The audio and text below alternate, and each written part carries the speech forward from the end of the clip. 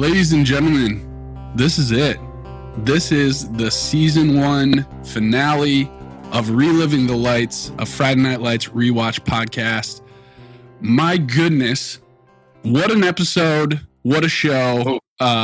We've got something special. We've got something special lined up for you all today.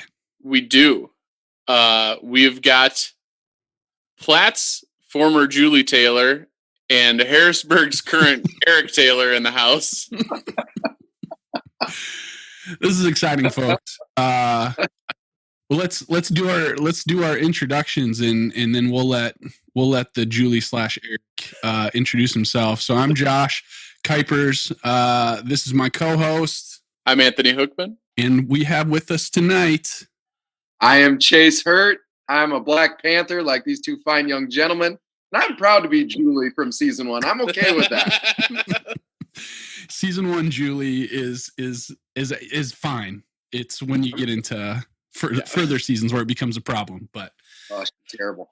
Well, Chase, we are super excited to have you with us for this season finale episode. We figured we needed to do something special for the grand finale here, and man, it doesn't get much more special than a member of the Hirt family, in my opinion. That's right. I agree. I'm super excited. I've been listening to you guys do every week. It's been a highlight of mine all summer, especially with what's going on. You two have knocked this out of the park. It's been fantastic. Well, yeah, thanks, man. We appreciate all the love, and when you're working with just an absolute masterpiece of the small screen, it's easy. Yeah. All the credit of the quality goes to Jason Cadams and crew. That's right.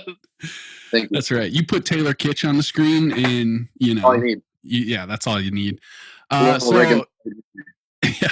So Chase, why don't you just give us maybe a little bit of your history with the show? I'm assuming this isn't your first time watching. I know it's not your first time watching through. So why don't you tell us about the first time you watched it and how it's striking you this time?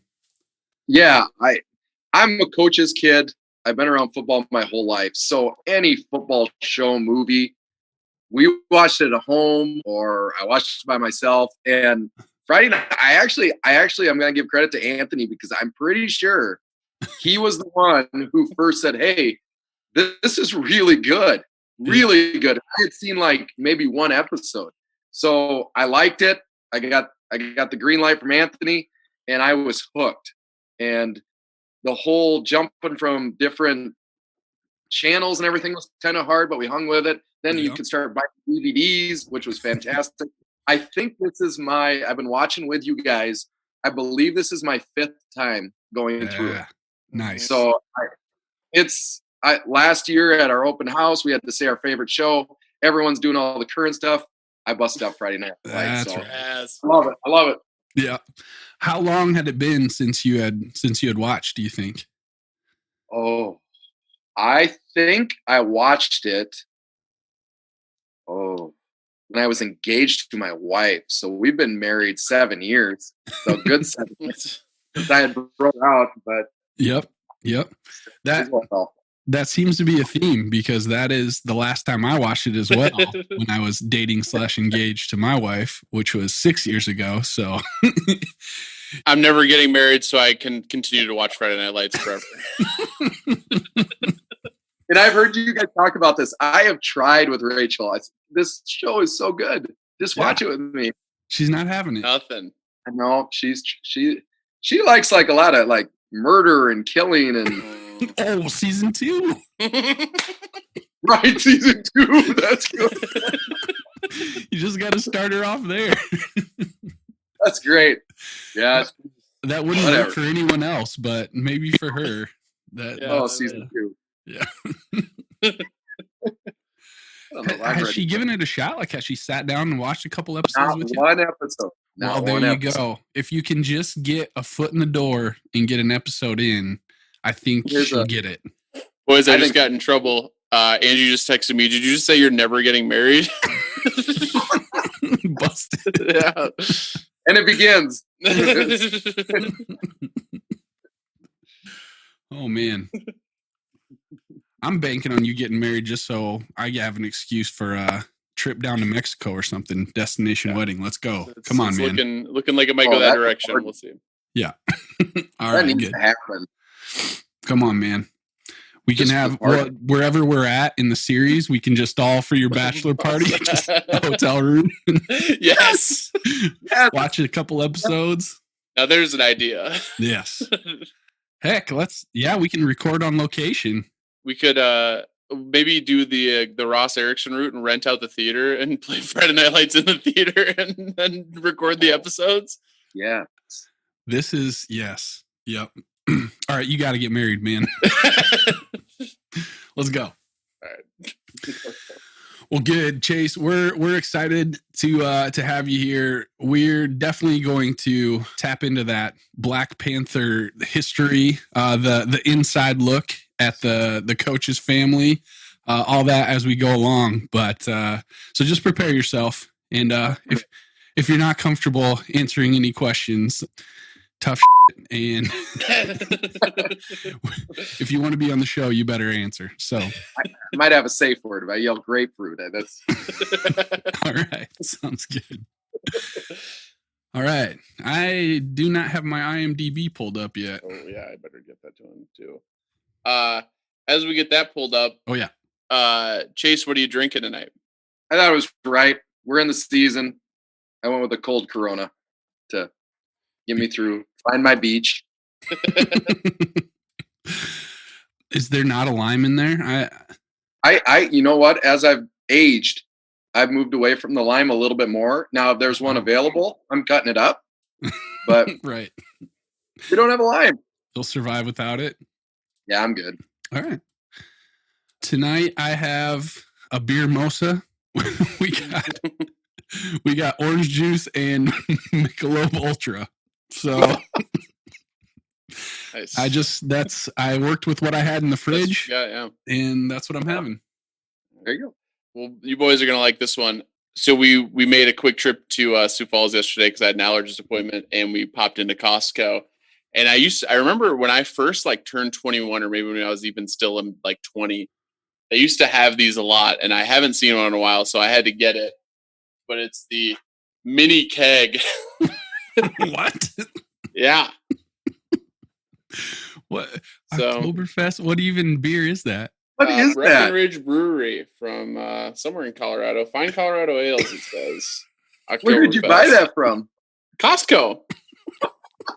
It's 1.32 gallons. It's just a little keg you put in your fridge. And I don't know if I can. We'll see if we can, because I need a refill. So all you got to do is just do a little twisty poo and fill you right up. Oh. You can even get a nice little head on it, huh? Yeah. That's got to be the boxed wine of beer right there. That's exactly what I was thinking. Dude, I remember beer companies, I'm telling you, about 10 years ago, beer companies were trying to do mini kegs like Heineken. I remember Heineken. Yep, released one. Gosh, I'm trying to think of who else, but I remember it was for just a spell, it was totally a thing, and I always thought it'd be really cool. So when I came across $15 for 1.32 gallons. Yeah. How can you not? You can't afford not to buy that. Yeah. I did the math yesterday, and I can't remember exactly how much it was per 12-ounce beer, but it amounted to about a 15 pack, or what would be a 15 pack. Great deal. Well, congrats. Thank you. All right. Well, we've reviewed our drinks. I think that means we're officially ready to start. So cheers, gentlemen. We are talking about episode 22, season finale, simply entitled State. Anthony, this originally aired the 11th of April of 2007. What did Movie Dude 1 have to say about this, Anthony? Yeah, let's take a look here.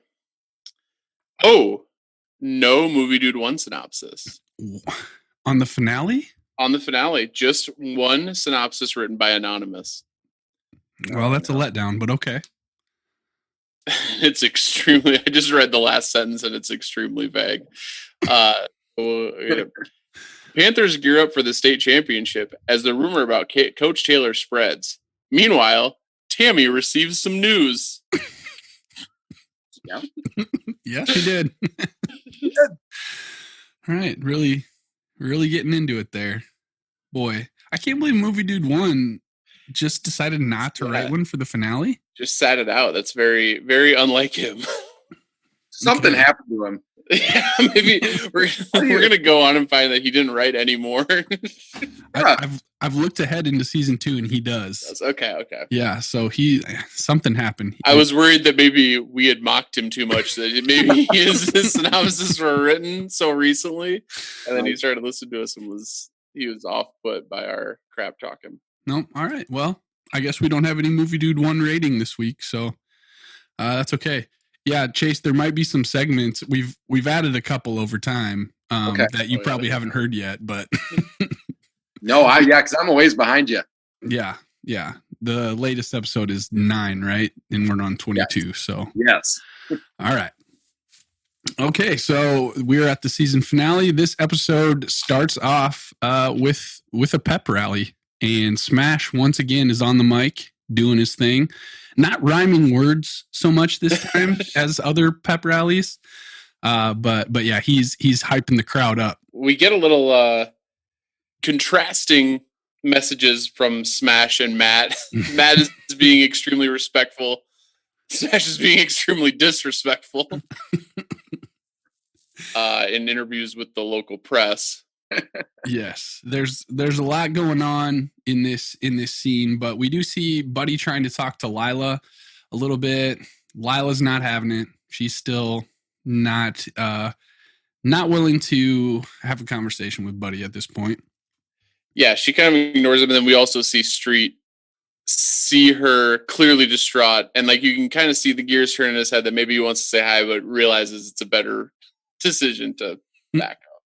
Yeah, we really just get that tension and then really nothing else with the Jason Lila angle for the rest of the episode. But so in the middle of all that, Tyra shows up. She's back and she goes to talk to Landry, and she invites Landry to drive with her to state. And Landry barely holds himself together at this point. Yeah, Landry is dumbstruck. This is so good too, because the tension. There's so much tension in this pep rally. There's so many different things going on, and to me, if they gave Landry more time, he absolutely steals this episode. In my opinion, I agree. And it kicks it off right away with this. And the acting is fantastic because you put yourself in his shoes. Tyra is a smoke show. This dude, she asked him to go to state, and the story keeps going, but it's awesome. Fantastic start to the episode. Yeah, I got to agree with you. I think Landry does steal this episode. He has 2 of the 3 quotes that I wrote down. For sure. Yep. I agree. We'll dig into that here shortly. We do get a quick short scene of Matt and Julia. They get caught snogging by Coach Taylor. Tensions are, of course, high between Coach and Matt. Coach suspects at this point that Matt knows about the TMU decision, but doesn't know for sure. Yeah. I felt like his reaction to seeing Matt and Julie making out was very subdued compared to his previous maybe concern with their relationship. He just kind of took it in stride, like, hey, knock it off. And I wonder if that isn't due to him being worried that Matt's got some dirt on him. Yeah. Feeling a little bit on thin ice, doesn't want to push the issue right now. And he's coaching state. I've been there that week before the state game, man. I don't remember anything I talked about with my family because you're focused in. So I get it. That's what I really think, and probably what drove me to this the show. They knock it out of the park about what it is, like what a coach feels. They're 100% correct, 100%. So I get it. I get it. But it is. You're like, wow, your daughter. Okay. Not now. We got other things to be thinking about. Yeah.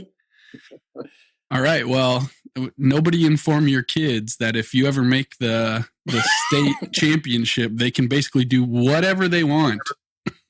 Yeah, not good parenting, but understandable. So coach is actually looking for Tammy, though. He is trying to find her. He calls her on the phone. She's having trouble getting to the event. She's got a lot going on, but she's got to make a pit stop on the way. Yeah, she pulls into the women's clinic. Mm-hmm. Planned Parenthood. Yep. And she's 6 weeks late. She mentions she's very concerned that she's pregnant because she's never late. She's like a Rolex watch that way. Rolex watch. That's what. Yeah, I couldn't remember the exact allusion she made. Uh-huh. The woman at the counter is not very willing to help her. You know, basically is like, we got a lot of people to help, but Mama Smash steps in, mm-hmm. and she's gonna help her out. And then, yeah, it turns out that Tammy is pregnant. Yeah, how pregnant do you want to be? Because you're extremely pregnant. Yes. We find out a little bit of Coach and Tammy's reproductive history. Yes. They've wanted to have another kid, but haven't been able to, so they kind of resigned to that. Well, I guess that's what God has planned for his family. And Mama Smash replies, apparently God changed his mind. Great quote.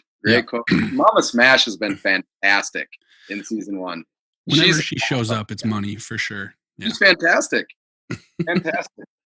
Does it ever say, do we know how old Coach and Miss Coach are? I was wondering this too. I was trying to take a guess at how old they were. Yeah, I don't think it's ever stated, but let's say Julia's 15. 15. Yeah. Julie's 15, so they're at least 35. Right? Presumably? Yeah. Got to be. The Bo's mom is 35, and they seem to be a step ahead of Bo's mom. For sure. Yeah. So I was thinking closer to 40-ish, actually. Yeah. I was they too. talk about how long he's been coaching and how he's kind of had to move up, and yeah, that's where I would go with it. But I was curious about it when they're going through everything. Yeah, no, I'd say I would, if I were to guess, I would lean towards closer to 40, but I would say a minimum, absolute minimum of like 36, 37. Yeah. Yep. So getting up there, getting a little risky, but yeah, I thought of that as well. You got to be careful, or you might just have a little alien baby like Gracie. That kid looks weird. Yeah, I didn't want to. I will comment frequently once Gracie comes on how weird this kid looks. I'm sorry. I didn't want to say anything yet because I know that we're going to be just absolutely slamming this kid through the next few seasons. Yeah, that could have been the issue. But so we see Matt trying to convince Landry to take Grandma Saracen to the game, but Landry has other plans. Oh my. Yeah, Landry is lining up some aphrodisiacs for the trip. He's got some chocolates that he really thinks is going to do the trick. I did write down this entire quote. Tell me about the music, Anthony. Tell me about the music. So Landry says, Tyra and yours truly are going to be driving in a car alone for 4 straight hours. I'm going to be playing some sexy crucifixorias. And we're going to be eating these very fine, delicate, erotic chocolates. And this may be the single most defining moment of my life. So you might have to tell Grandma to take the damn bus. He really just puts it out there. Yeah. I think we all need some sexy crucifixorias in our life. I wish there was a recording of some sort, Spotify or something.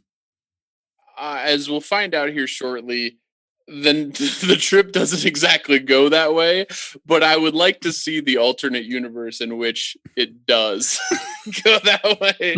I just want to hear it. So good. Tim gives his tickets to Bo and his good-looking mom. Yeah. Oh, and we didn't mention that when Tyra invites Landry to the game, that she says, "I've got Tim Riggins's tickets, player tickets, right on the 50-yard line," which comes controversial here shortly, but worth mentioning because. Yes, those tickets that Tyra thought were hers are actually Bo and whatever her name is, Jackie. Yeah. It's one of the strangest storylines for me. Yeah. And he's a sophomore in high school. Yeah. And I get it's Taylor Kish. Like, I get it. That's an attractive man. But he's a sophomore in high school. Yeah. It's problematic. It's extremely problematic. Well, I feel like they threw Bo in there to kind of save it. Like, oh, that's a cute kid. You kind of roll Bo and you forget Right. he's Kind of sophomore in high school. distract you from really thinking about how really scummy it is, because I think like I'm 32. Right? A sophomore in high school. Yes. It's just like, oh, that's just Riggins. What are you gonna do? What do you do? Yeah. Yeah, we tried to in a previous episode, like tried to speculate like what's the age of consent in Texas? Yeah. Like, is this statutory or is it not? It's probably borderline. Yeah, it's definitely. We're assuming that Tim, was held back a year. So he's a little older. He might be like 17. Yeah, 16, 17. Yeah. So My whole take with him in Street is I think they're actually very close in age. I'm going to go Street's younger. It doesn't look like it. But I'm going to say he's a young senior. Yeah. And Riggs is definitely a very old sophomore. Yeah. He probably would have been an old junior, but now he's an extremely old sophomore. Yeah. Mm-hmm. But so Tim shows up to give the tickets. Bo's mom is initially pretty off put by the idea, but Tim says it's for Bo, which convinces her, that she will take the tickets and go to the game. Yeah. The Taylor household, Coach confronts Julie about telling Matt Saracen about the TMU job. Really kind of twists her arm a little bit to get it out of her that sure enough, she spilled the beans. So that's a problem. Tammy comes home in the middle of that, and she really needs to talk to Coach about something, which we know what, but Coach doesn't. But he's got to rush out and catch a bus. So Tammy and Eric are two ships passing in the night here today, and it's they got a lot to talk about, a lot to catch up on for sure, but not at this point. She's gonna wait until they make it to Dallas. So Tyra and Tim, Tyra asked Tim for tickets as he's getting on the bus, but he's like, "Oh, you don't even like football. I gave those suckers away." So all he has left to offer is some nosebleed tickets, but instead of 2 tickets, Tim's got 4. So he gives those to her. She's not terribly happy, but she takes the tickets anyway. The state send off is so awesome. That's one of the best. That's one of the coolest things, because you're nervous, you're zoned in, and every time we've gone to state too, we've had the parents are there, just like this scene. It's exactly the same, and the police and the fire trucks lead you to the interstate when Harrisburg gets there. So awesome scene, very cool scene. The only difference is that instead of going to the Cowboy Stadium, you have to go to the dump, the Dakota Dome. Oh, let's not. The newly remodeled Dakota Dome. Beautiful place. No, and right away they're like, "We're playing at Cowboy Stadium." I'm like, "Yeah, you are. You're going." That's true. Do they really play there? They play at AT&T Stadium. They play in Jerry World. So jeez. I didn't believe it, but that's 100% correct. That's got to. I know people are really into Texas football, like in high school football especially, but like, how many people did they get in there for WrestleMania? It was like over 100,000. You imagine? Right. For a high school football game? I bet they put 40, 50 grand. I bet 50,000 people show up for those games, though. You get to I say bet, exact yeah, same- that's but it's still it's like it's $100,000. Like, yeah, what? yeah. No Dakota Dome, I know that. Well, when Tim was giving his tickets to Jackie, he said, if you don't want to go, you can sell them on eBay and buy Bo a PSP or whatever he's playing these days. There's Yeah, your right. outdated pop culture reference. Yep. Yes. So those tickets must be in somewhat of a demand. That's what true. The PSP costs, a couple hundred probably. Yeah, at the time, but also like, and I don't know how many people the old Cowboys Stadium could hold, because this is before AT&T went up, right? Yeah. Yes. So I don't know how much that makes a difference, because you'd think that, with the bigger stadium, more seating, and so I don't know. I think at one point the number 40,000 was thrown around in the episode somewhere. I don't remember. Yeah, but you kind of see the lower bowls full, but they're not like going on up top. Right. Landry. Yeah. No, and Coach says in his like kind of inspirational speech, tomorrow every seat in this place will be packed, and then the next day, no, not the case. Not at all. Sorry to get 40, 50, 60,000 extras, however many could actually fit in there, I'm sure. Right. That's true. Film it strategically, and they just couldn't get anybody up there. Coach confronts Matt about the TMU info. Matt basically just says, I don't want to talk about it. Yeah. Just keep my mind on football. Yeah. Landry arrives at the Collette house, drops another gem. Fantastic line here. Yeah. Shows up at the door. Mindy's there, Tyra's older sister. He says, oh, hey, Mindy, how's the stripping going? But that joy will subside very quickly. Yeah. As Landry learns that Mindy is going with them, as is Ma Collette. Mm-hmm. Since Tyra got the 4 tickets, she's bringing mom and sister, and Landry is clearly pretty devastated, but he obliges and goes and helps pack the car, the station wagon. Yeah, and not only that, but they get on the road. They start driving on the road, and who do they happen to see waiting? Well, before we get to that, we've got some good lines. Yeah, Ma Collette is loving the chocolates. It's tingly. That's right. Yeah, makes her whole body tingle. She is a little premenstrual, so she's hogging them. Yeah, so that's what Landry's dealing with. So I believe it's at this point that we add to the equation, and where before Landry thought it was just going to be him and Tyra, so he refused to take Grandma Saracen along, Lorraine. There she is sitting alongside the road, very pitifully, by the bus stop, at the bus stop. For the bus. So this is a terrible idea. Who puts a woman with dementia on the bus and says Dallas? Yeah. So many things can go wrong in what we've seen all season. Matt, come on, buddy. We're going to put her on the bus and send her to Dallas? Yeah, you'd think that, I mean, I understand Landry saying no, and like probably he's pretty hurt by that, which we don't really get to see any part of. But like, if Matt's next best option, like you'd really think that he could have talked to like Mrs. Coach into like bringing her or something. But yeah, take the bus is not a good call, Matt. No, because of this trip, Landry is responsible for taking a life later on. I feel like, but had this gone differently, I feel like Landry could be on the hook for Grandma Saracen's death, because she easily could have. Yes, died. Absolutely. Landry's Absolutely. But Landry picks her up, feels better, as he would maybe say later. It's the Christian thing to do. Right.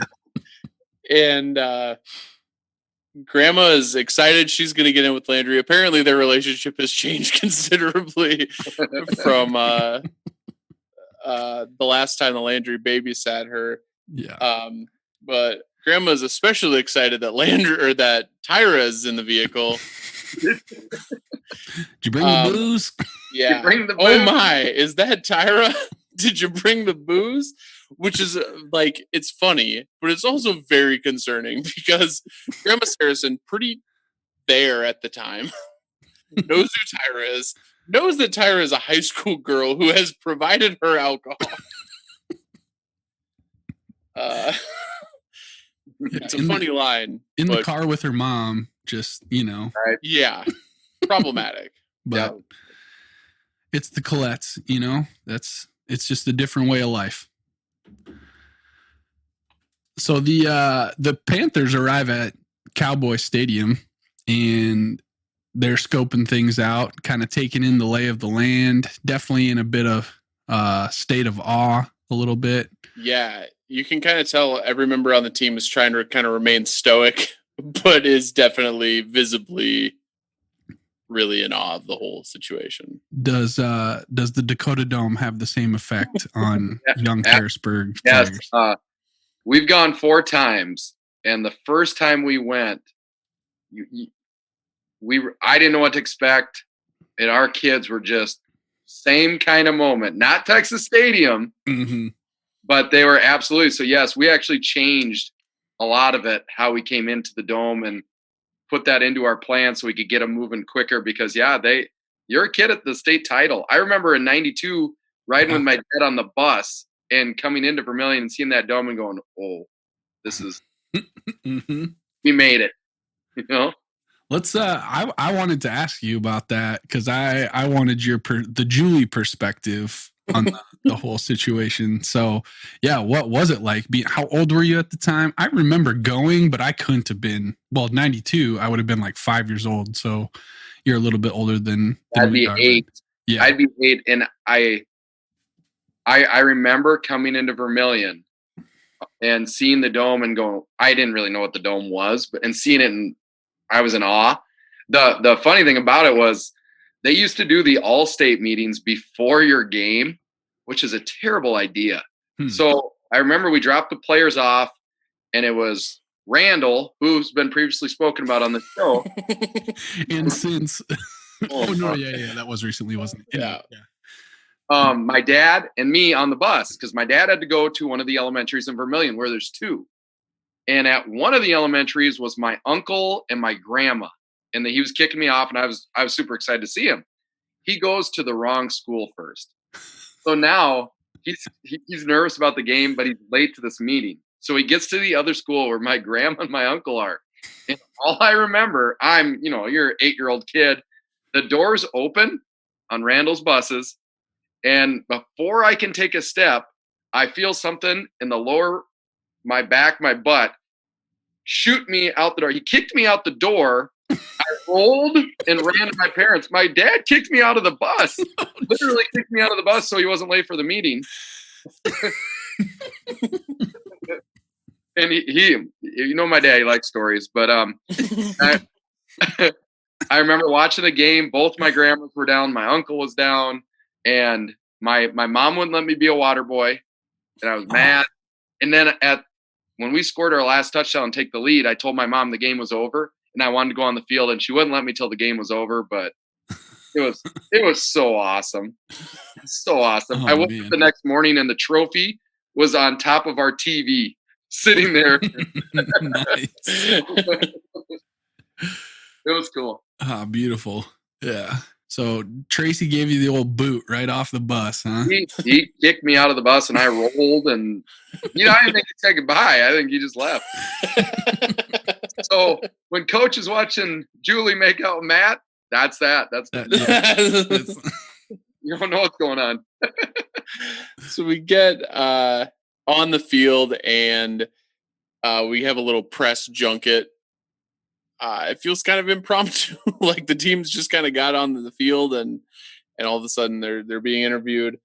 And one of the members of the press asks Coach Taylor about accepting the job at TMU. Coach is pretty visibly furious. Yeah, how did they find out anyway? I don't think we even know how they got a hold of that little. I think Buddy Garrity, because he knew because of his little spy move. Yeah. Magnum PI. Yeah. That I think he knew, and I think he leaked something to the press. That's my fan theory anyway. Props to the reporter, though. She stays on him. He tries he tries to fake news it, and it's not going to happen. No, not letting him off the hook. I dislike, every time Voodoo speaks, I dislike him more. It's just, that kid did a great job acting. I'll give him a lot of credit because I despise that character. He's very hateable. He's very hateable. Yeah, so he does show up at this point. We get our first look at Voodoo walking onto the field. So after we see the interviews, we see Lila pulling up to Garrity Motors, and she's on a mission. She's not happy. She gets out of the car. Buddy goes outside because he's excited because, Lila hasn't been talking to him for a while. He's also in the middle of a sale. Yeah. So he's for Buddy to prioritize his family over money or football, is serious. Mm-hmm. So he heads out there, but she actually wants him to take the car back that presumably he gave her. I don't know that we ever saw that. That's the way that I took it, though. Yeah, for sure. Not great of a car. Really? It's practical. Yeah, it was 2006, Chase. It was a different time. I know. Come on, buddy. What did you drive? You drove a red something. Oh, I had a Grand Prix. The Grand Prix. Yep. Yeah, I do remember that. There's still parts of it sprinkled from Corsica to New Holland. Yeah, I rocked 1998 Ford Taurus back in the day. Yeah. Anthony, you were Lumina in high school or what? I had a 1981 Buick Park Avenue. Oh, yeah. Was my car, yeah. Beautiful. Had the most comfortable seats of any car that I've ever sat in to this day. Had a 26-gallon diesel tank. Jeez. And why is that necessary? I don't know. Well, at the time too, diesel was really expensive at that time. Yeah. And so it was to fill that thing up was like $75-$80. Ooh.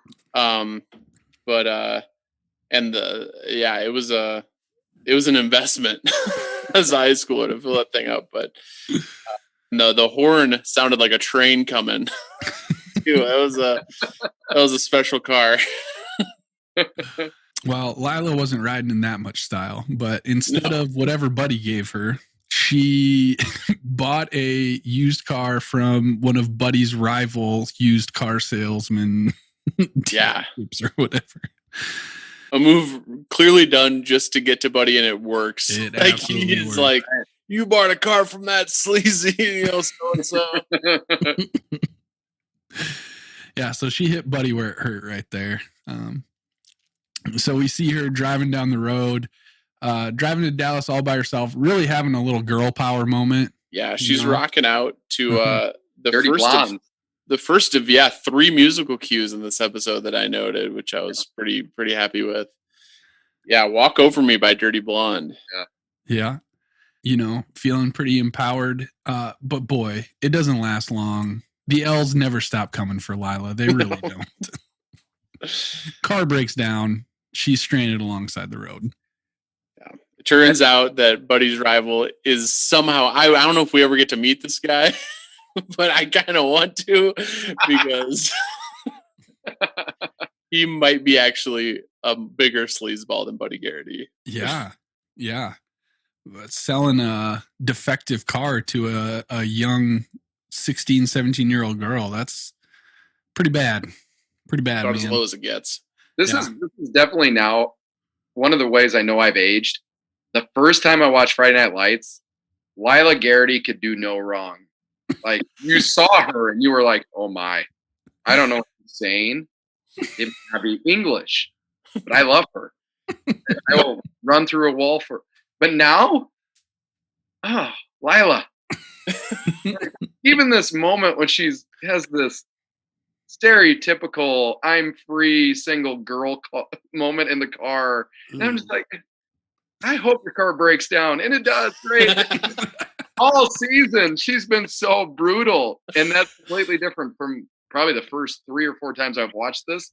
So now I'm like, I've had enough of her. We've talked about this quite a bit on this podcast. Exactly that. Like, I'm pretty sure that my first several run-throughs of this show, I was blinded by Lila Garrity, who looks like a Disney princess come to life. It's a great way to put it. And now watching it as a 32-year-old, I'm like, boy, that girl is not worth it. And is it opposite for me? I love Tyra. Yes, I love Tyra. We literally were just talking about this on the last, I don't remember if it was episode 20 or 21 or 22, but we just talked about this in one of the episodes we recorded in Pier when I was in Pier. How much I really, really love Tyra this time around, which to be fair, may not be actual growth because she's 5'11" and blonde, which is basically like my type. So she fits the bill for Anthony for sure. But I'm not saying that I've matured or anything, but I like Tyra more this go around. Yeah, I do too. And this is actually like the season where Lila is most likable, probably because she goes kind of off the deep end with the whole like goody. She's Christian megachurch phase and all that. So if you don't like Lila now, she's a chameleon, but not a good one. No. Yeah, I'm very worried about how much I'm going to end up not liking Lila by the end of this go around. But meanwhile, in the Landry mobile, Landry and the girls, they're listening to some Patti LaBelle. Yep, a little Lady Marmalade. Yeah, Landry is not enjoying this, but they see Lila broken down on the side of the road. Landry decides they're going to stop and pick her up. She literally basically was like, you love to see it as they're driving up. She just wants to mock Lila, but has a great line. When Landry can convince her that go talk to her, she opens up with, "Hi, cheating cheerleader, B word, you want to ride?" And I love her more. Landry decides they got to stop because, in his words, it's the Christian thing to do. He's very insistent on it being the Christian thing to do. Aside from Landry being in a Christian speed metal band, I thought right away, I was like, that's a weird thing for Landry to be concerned with. We haven't really seen his religious side, but I forget that Christian. Oh, absolutely. Right. Is he a sophomore too right now?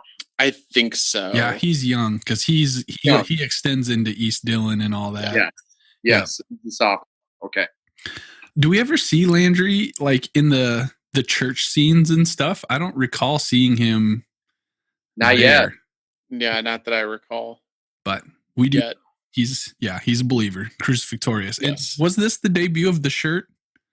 No, it was in an early episode. It might have been when he performed the first time, or maybe shortly thereafter. We've seen it for sure.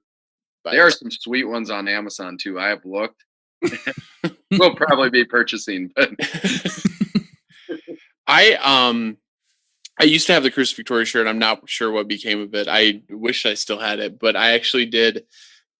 During the Mud Bowl episode, there's a absolutely excellent crew neck sweatshirt that Coach Taylor is wearing, and I looked everywhere because you can still go on the NBC Universal site. They still have a lot of Friday Night Lights stuff, which I was very surprised by for sale.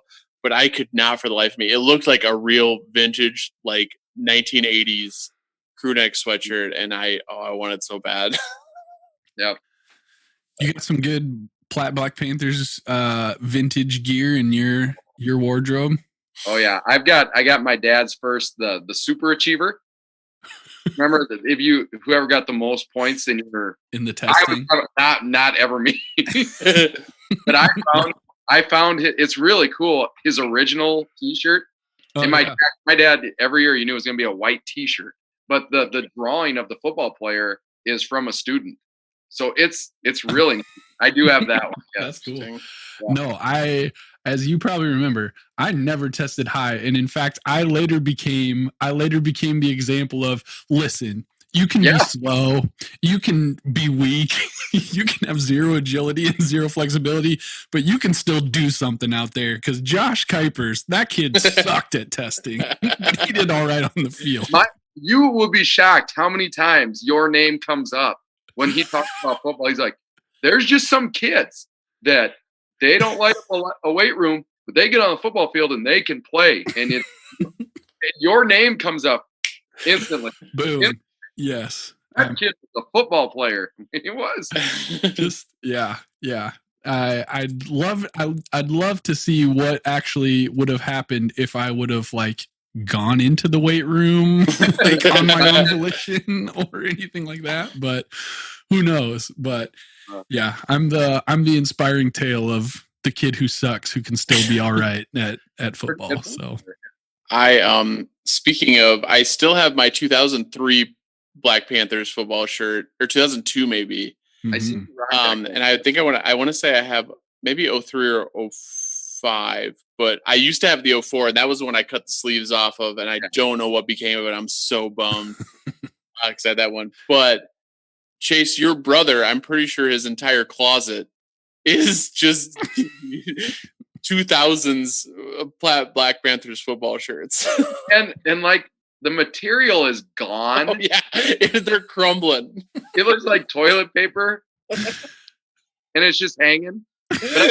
But I have two that are cutoffs, and I mean they got holes. And my wife every time, can you throw it away? Can you? Oh, this is the best shirt in the house. Absolutely not.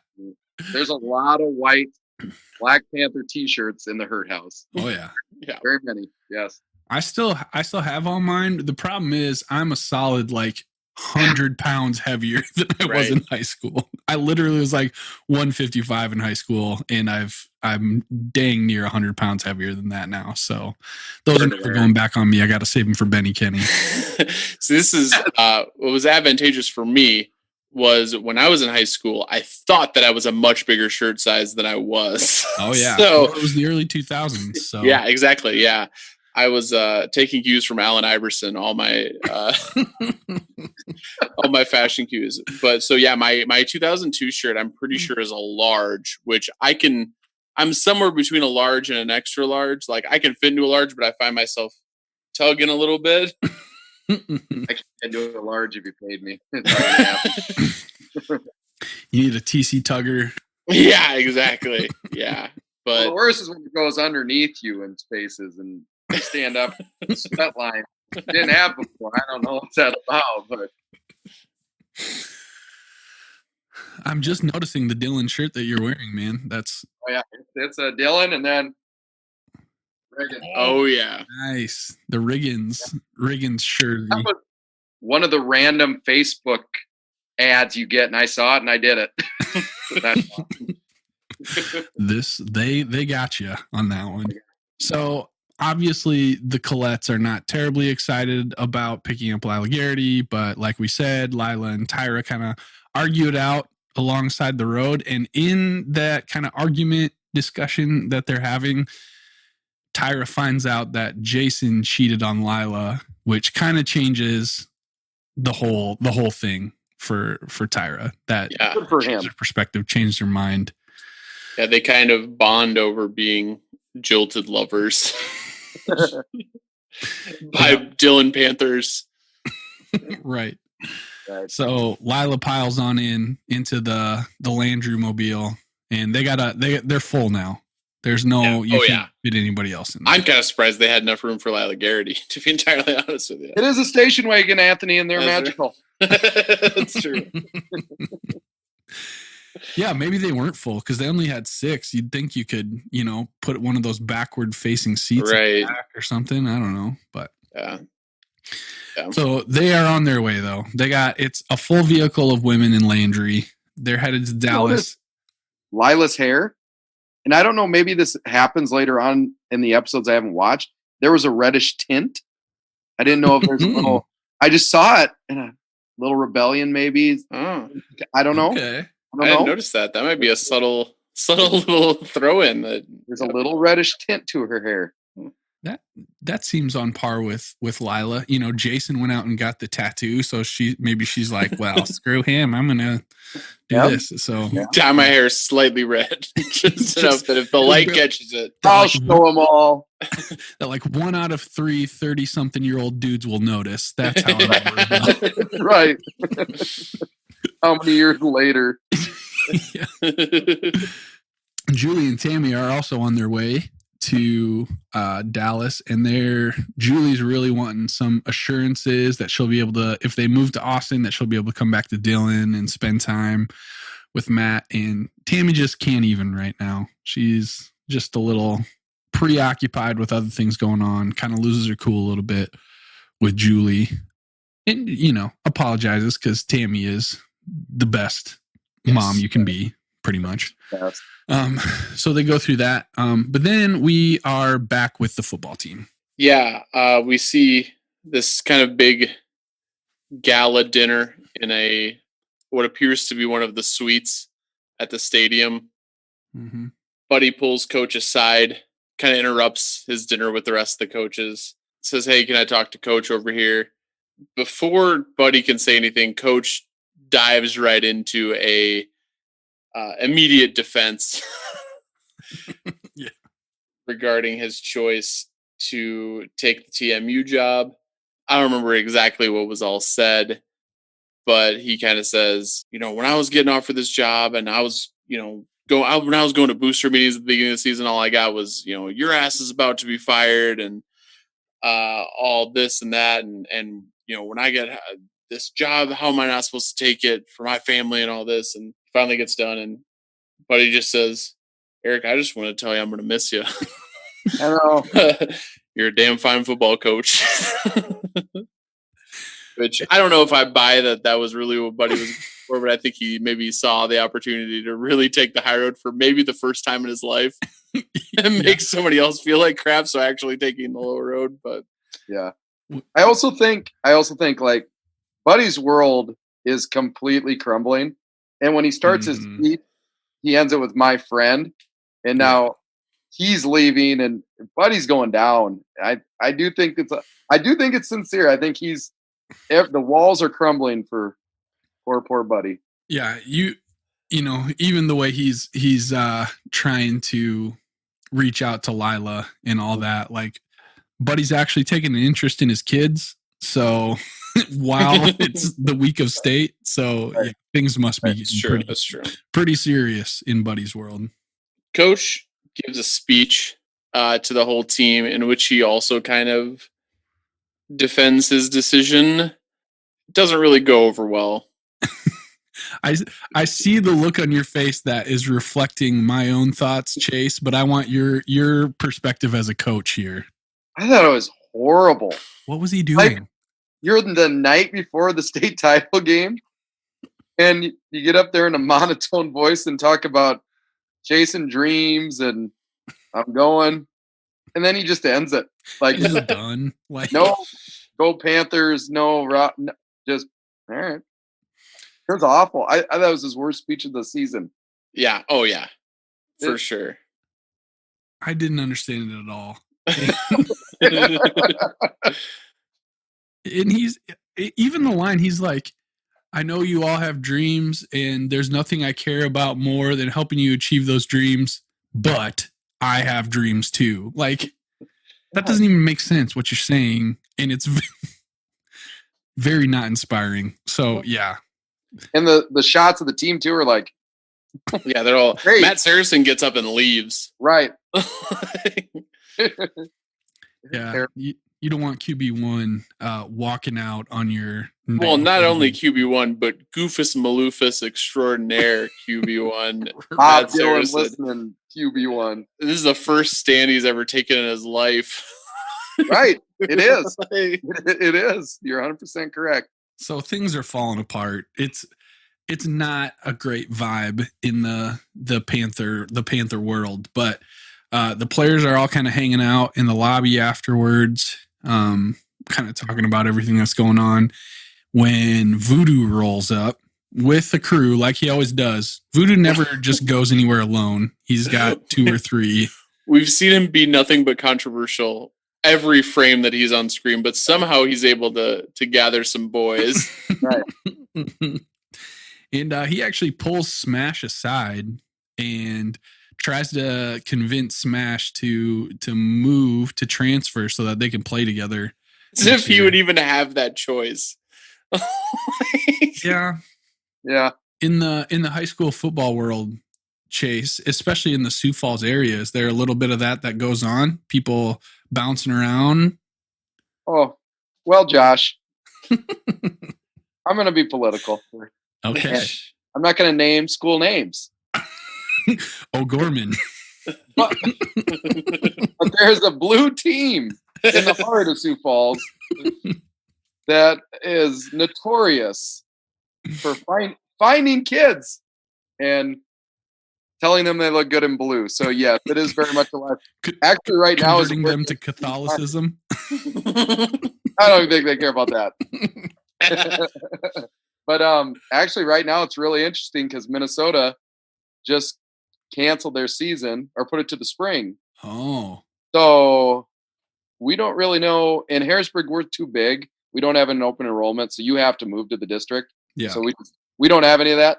But there's rumors flying already that said team has some Minneapolis boys on the team, but who knows? But yeah, there's a little bit recruiting. There's a lot. The private schools have they're known for that.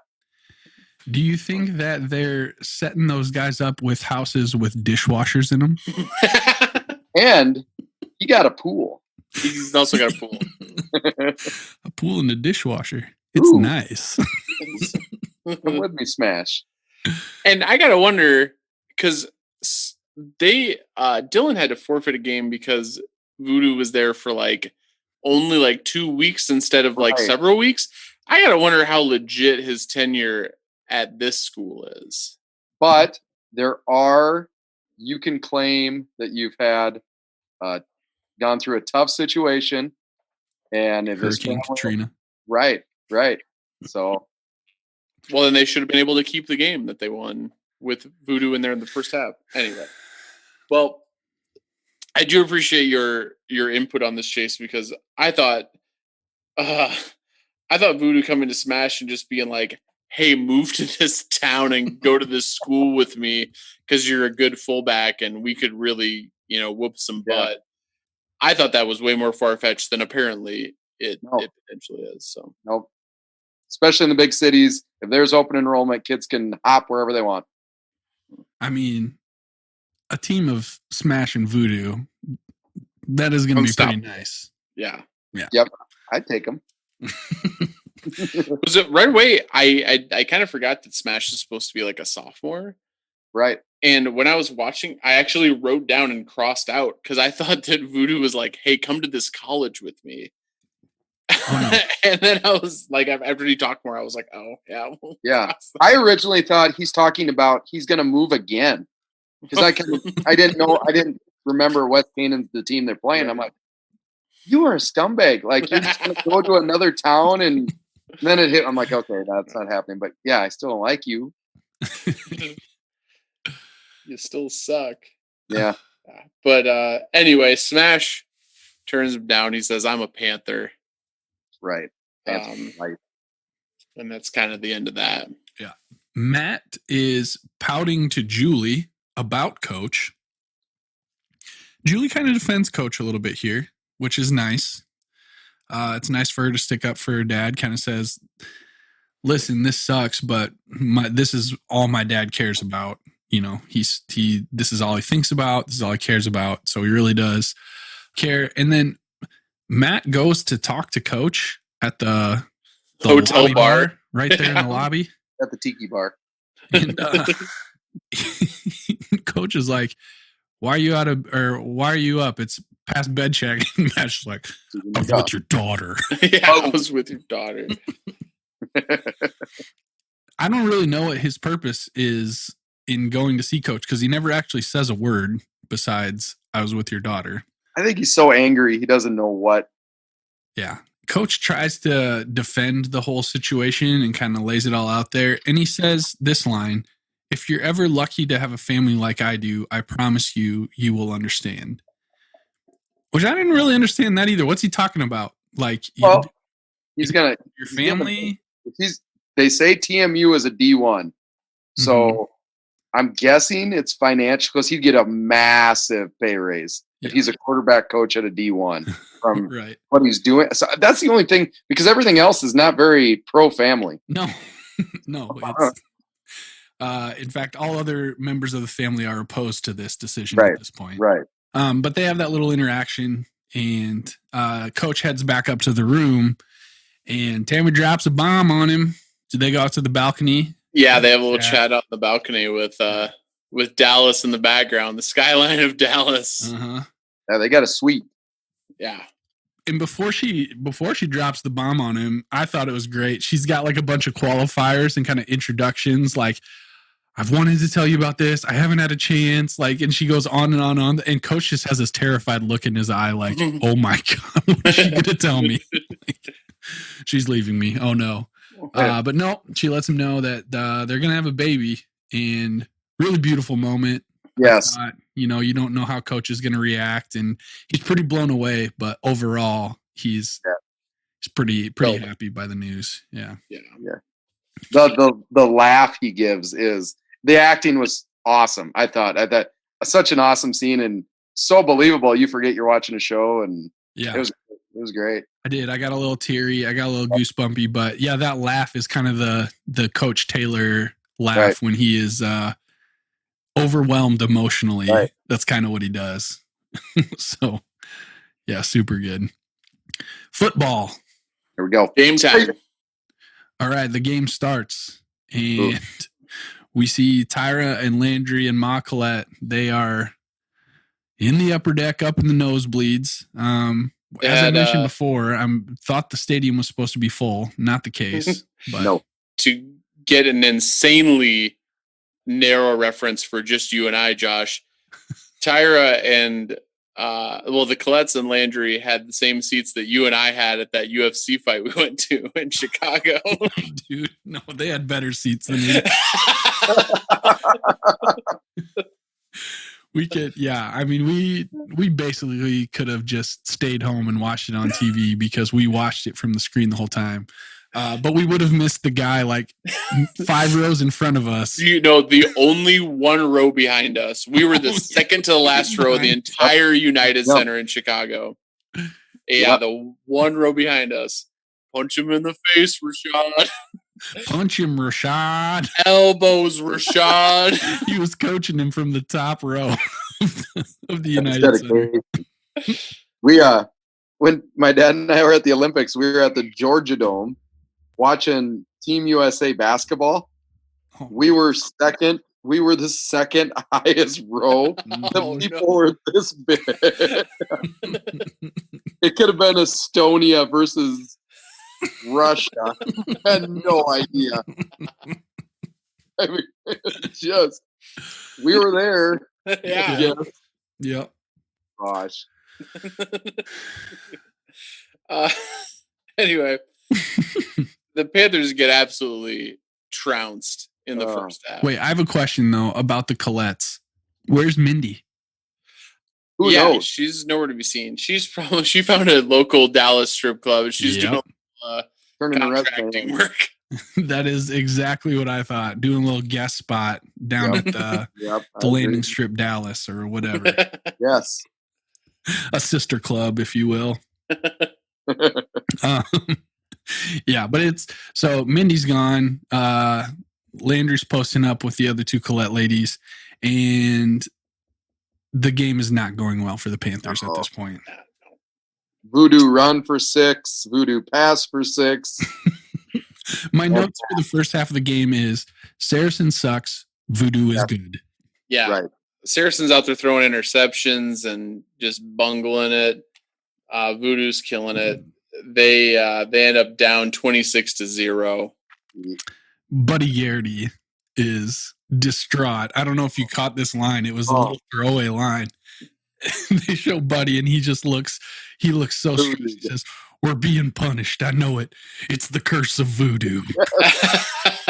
Did you, the score? How 26? I thought this. I was also curious about that. Yeah. They scored 3 touchdowns. Yep. And so let's assume they went for 2 every time. That puts you at 24. Right. And then they had a safety that they didn't bother to show. Could they have? Let's see here. It's a weird. No. Maybe it's weird. Maybe they kicked field goals on the first 2. Okay. Went for 2 on the second 2 and failed somehow. Okay. Right, because it's 14 plus 6 is 20 plus 6 is 26. No, because they'd have 14 plus 6 would be 20. So then they kick 2 field goals. Or they just scored another touchdown and went for 2 again and failed again. If they scored 4, and they just didn't show us one. Right, yeah. That's I don't know. I thought in my head it's 21-0, and then they show the scoreboard and we got 26. What happened? Yeah, I don't know how things ended up the way that they did, but yeah. I'm Googling how do you score 26 in football. Let's just see if there's ways, but it kind of seems like the flow of what you're watching. We saw it all, and then we didn't. There's 26 up there. Yeah, something else happened. Yeah, I don't know. Wait a minute. My Google search said from 1 to 100, which scores are not possible in American football. And the top answer on this site says that you can score 1 point. No, you can't. No, that's like a scoregami thing. And I watched a video on it once. John Boyce did a video on how you can do it. And I don't remember how it is, but I think it might be. Well, if you can get a point if you block a field goal and run it all the way back, an extra point. And that counts for 1? I believe that counts for a point. If you block an extra point, but in high school football for us, you block an extra. If the extra point gets blocked, it's dead. Yeah, you're done. But I believe that's a point. Interesting. Okay. Well, could be wrong. I'll dive down that rabbit hole some other time. Yeah, I think it's one of those things where it's like it's basically impossible, but it's not. Yeah. Completely impossible. But yeah. Anyway, important thing is the Panthers are down 26-0. Right. At the half. Coach has got a great speech here at the half. Yeah. He really turns it around from his performance last night. Mm-hmm. Yeah. Yeah, I was really worried that we were going to have to give Coach like a historic low inspo rating. Mm-hmm. But he really, really pulls it together to a point where had he not given the speech the night before, with this, he'd be a perfect 10. When Jason Street went down the first game of the season, everybody wrote us off. Everybody. And yet here we are at the championship game. 40,000 people out there have also written us off. There are a few out there who do still believe in you. Few never give up on you. You go back out on the field, those are the people I want in your minds. Those are the people I want in your hearts. Every man at some point in his life is going to lose a battle. He's going to fight and he's going to lose. But what makes him a man is that in the midst of that battle, he does not lose himself. This game is not over. This battle is not over.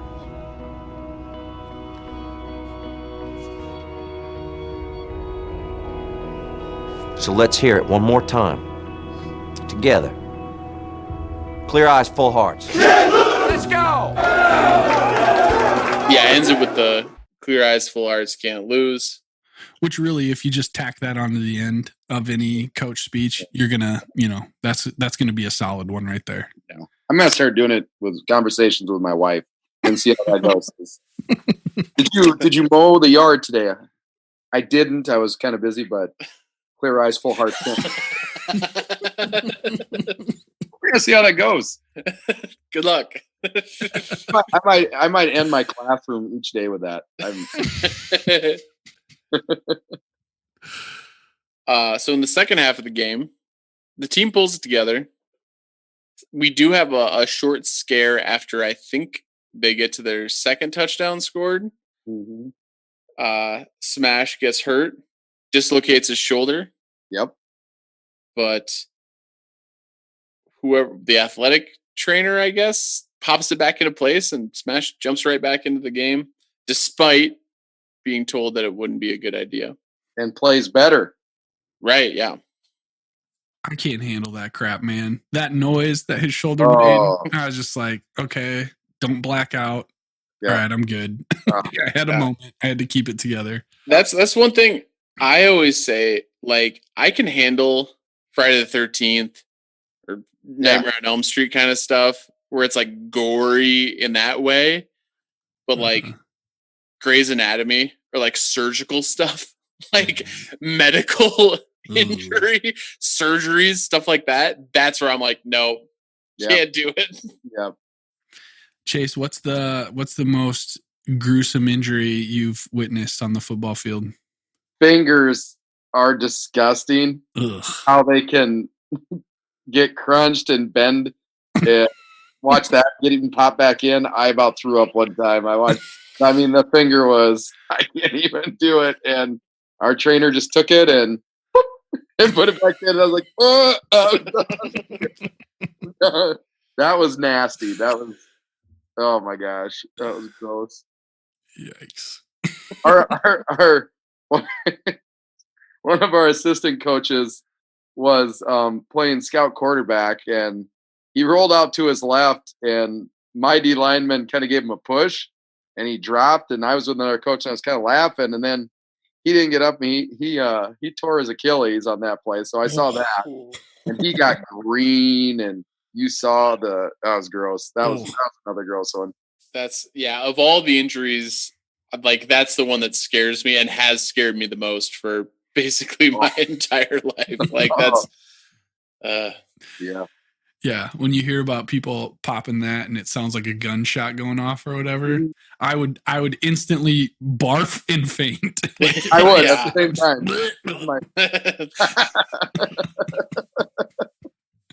It would be terrible. I was watching the first game of the season a couple NBA seasons ago when Gordon Hayward snapped his. Gross. I saw that live. I still haven't completely recovered from that. Like I'm scarred by seeing that leg snap. Ugh. And that's what I remember watching the Kobe game when he tears his Achilles and then he goes to the free throw line and knocks 2 free throws in. And I was like, I believe they call that the Mamba mentality. Oh my. Smash got a little Mamba mentality right now. I think absolutely. Absolutely. He's putting it all out there. He's playing better than ever. There's 57 seconds left. They have 57 yards to go. They run a play. Matt gets sacked. Coach immediately calls timeout. I'm confused by the timeline here. Did you notice this? There's 57. There's 57 seconds when they start this play. Oh yeah, and it's over. There's 6 seconds left when coach calls timeout. I did note now 6 seconds left. Scores 21-26 with 6 seconds left. I did not know that there was 57 seconds left before he got sacked. So apparently Matt ran around in the backfield for 50 seconds, almost a full minute. Playing some Chase Hirt 2004 Madden. Scramble. That's like that's like Tecmo Bowl, Super Tecmo Bowl, where you can just like run all the way back and get like 1,000 yards in a game. Yep.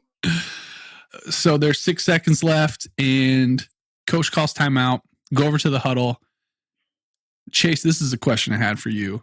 Would you ever let your quarterback call the play? Oh, I'm a defensive coach. 6 seconds left in a state title game. It would have to be a pretty special kid. Yeah. I think I've heard my dad talk about I think Joel Foxley did call some plays. He'd come over and tell him, but you would have to have a world of trust in a kid, especially in a state title game, to do that. So no, I probably wouldn't.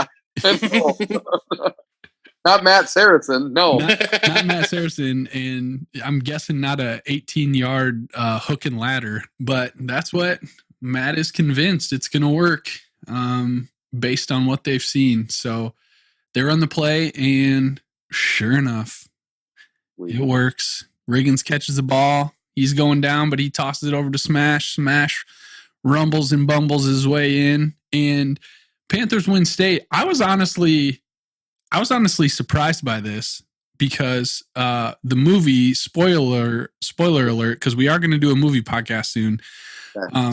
I had in my mind that they did not win state this time. Yeah. I did remember that they did win this particular year, but I definitely remember watching it the first time and being like, they very well may not. Yeah. Mm-hmm. Not the same thing when the first time I watched it. I thought, they're not doing it. Yep. So I kind of had a little excitement here as I watched this time around.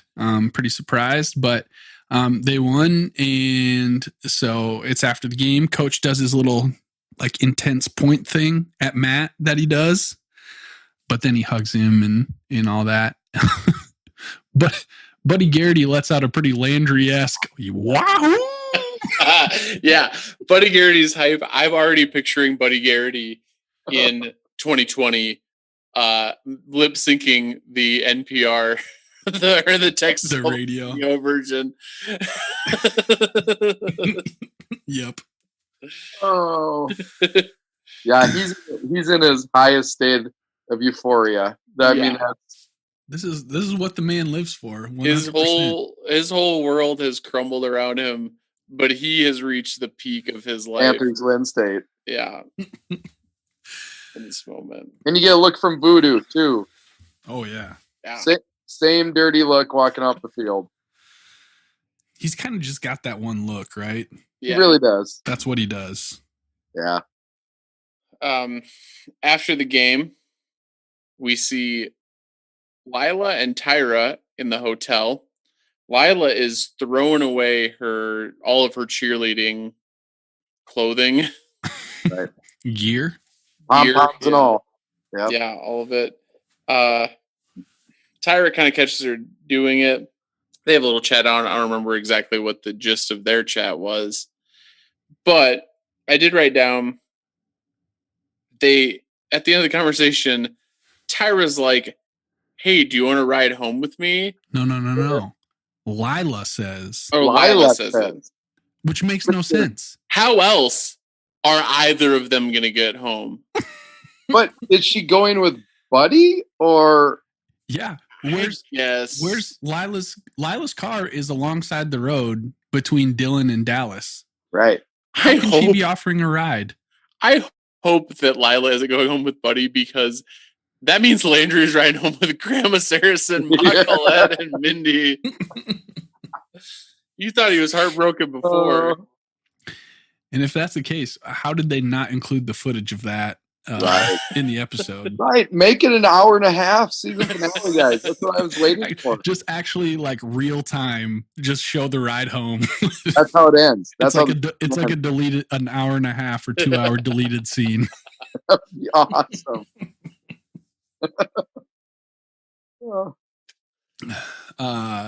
Yeah, I also did not understand this. A, of course they're gonna ride home together because that's how they came. And B, why is Lila the one that's offering? She does not have a working vehicle. Yeah, she's on the absolute bottom of the totem pole to offer rides. Yeah. Right. So not sure what's going on there, but Coach and Tammy then. Are they back in? No, they're in the hotel room, right? Yep. They're talking about Austin, and Coach tries to say that because of this baby, because of this family, he's not going to take the job in Austin. That he thought that a job like this was his dream, but really he's living his dream already. He's got his family and this new baby on the way. So he's really kind of trying to take the low road here and lay it down, make some self-sacrifice here. But Tammy's not going to let him do that. Yeah, she says no. He needs to go to Austin. You need to go to Austin. Coach is kind of like, what? Yeah. But Tammy's very insistent that they can do it, that their relationship is such that they can handle it, and it'll be tough, but everybody can have their dream here. Shortly thereafter, we get a little scene with the parade, the celebration parade. We get a little musical callback. Yes, Devil the Town. reprise of Deviltown. Yeah. Which was interesting. Like, Mm-hmm. this is Dylan's apex of how they're feeling, and they come back with Deviltown, and I loved it because it's really setting you up for, all right, we're just getting started. Mm-hmm.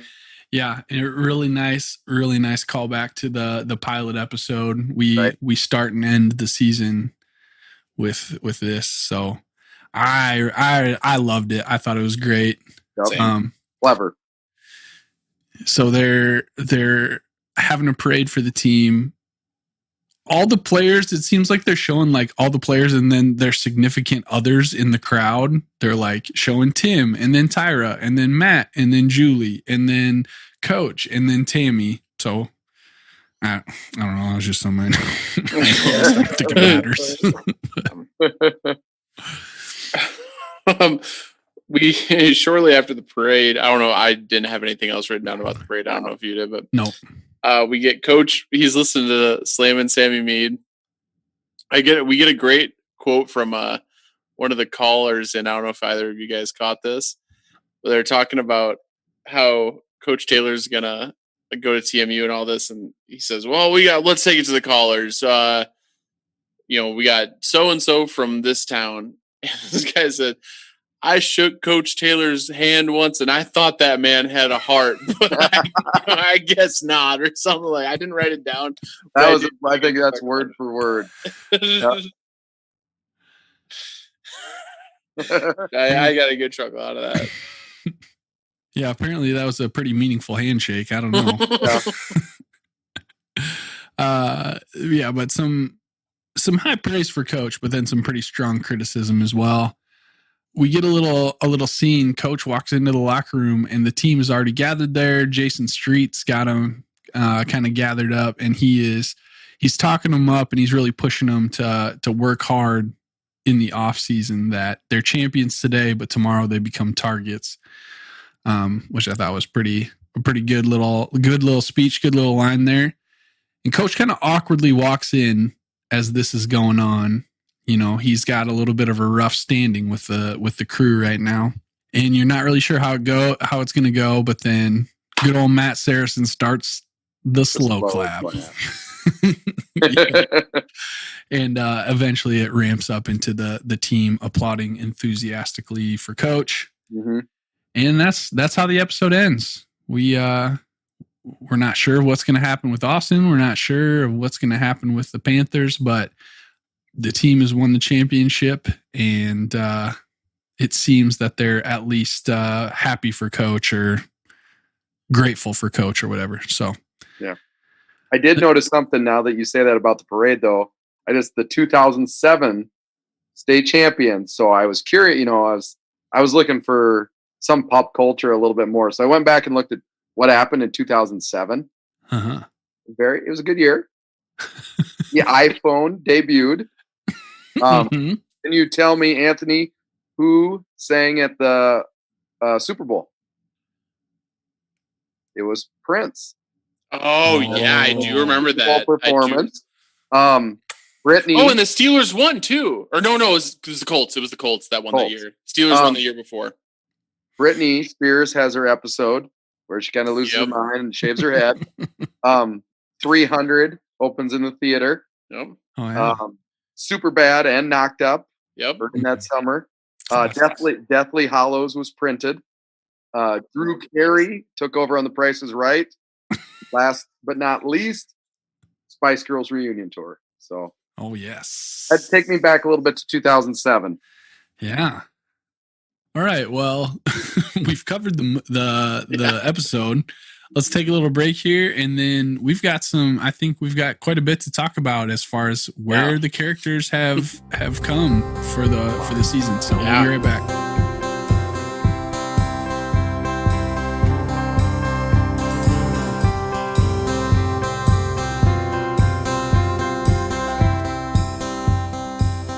All right, we are back. I have a feeling this is going to be a supersized episode, but that's okay because it's the finale. It's the finale. First time we got a guest. Yeah, we got. I think we got a hour 45 on our hands, which I'm okay with. Yes. Buckle in. You can crank it up to 1.5 speed if you need to or whatever. Yeah. But. All right, we're gonna talk some of the characters. We've made it through a full season. We've got a full season worth of development, so I think it might be worth it just to kind of talk through, how far each character has come. So, you want to start with the Taylor family as we usually do?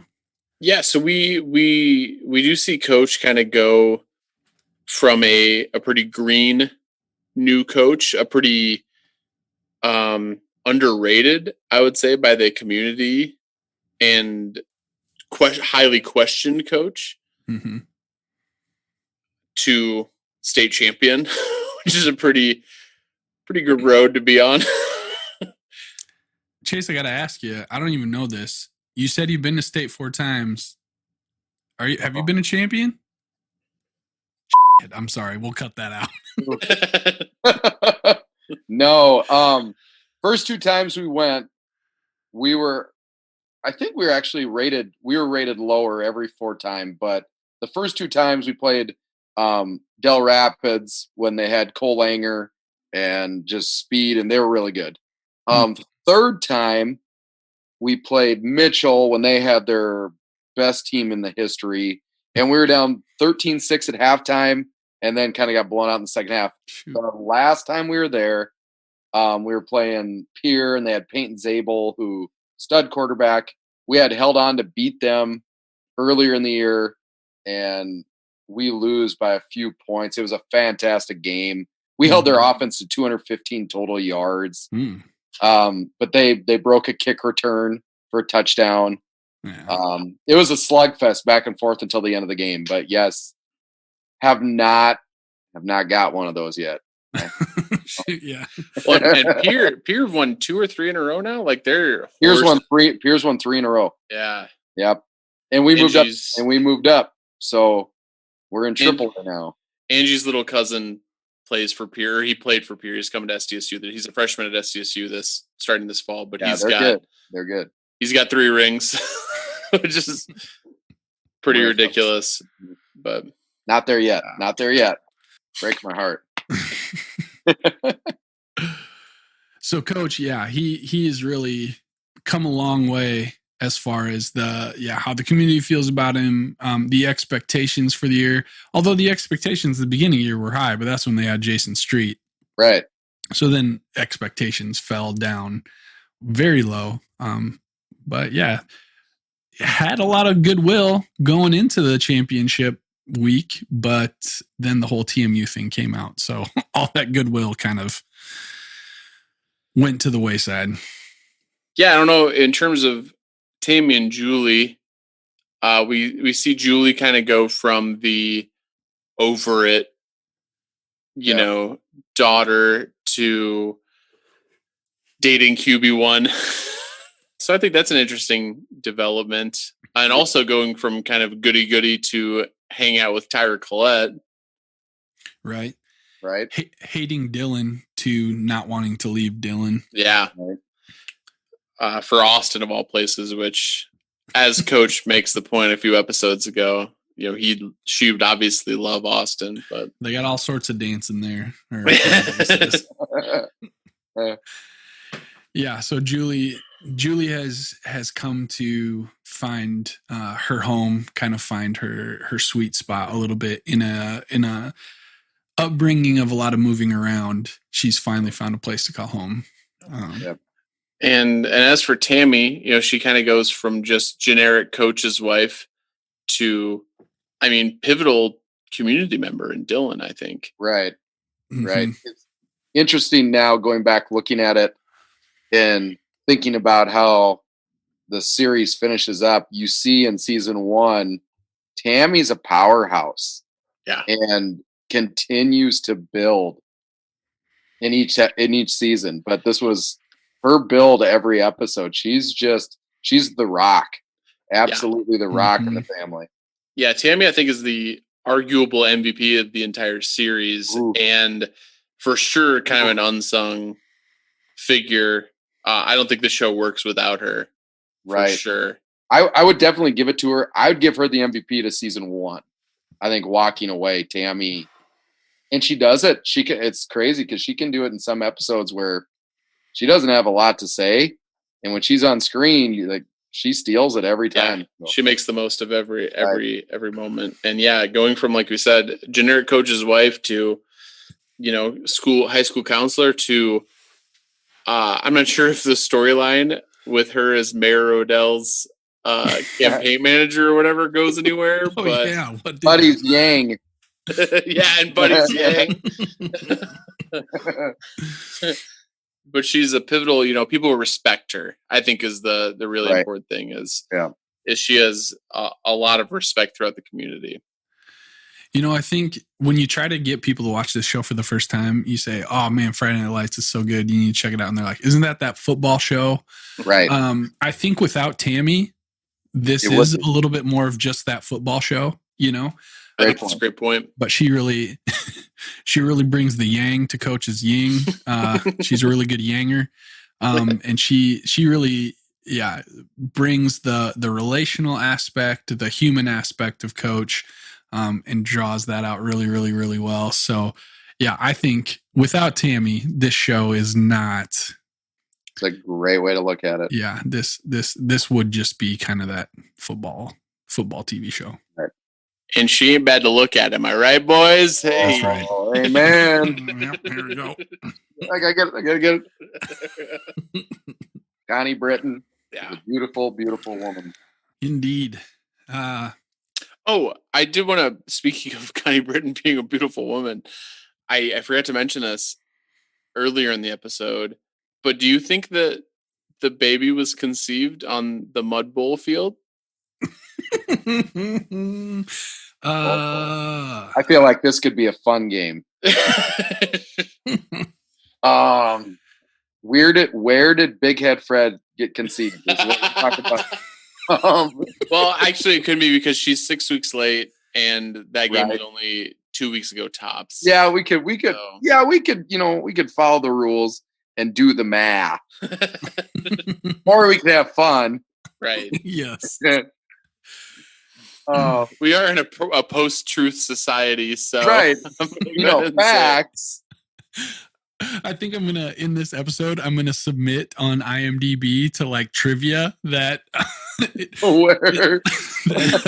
the baby was actually conceived when Coach went to go get a blanket on the Mud Bowl. I'm just gonna, and it'll become canon. It's good. Yep. I think we have figured something out.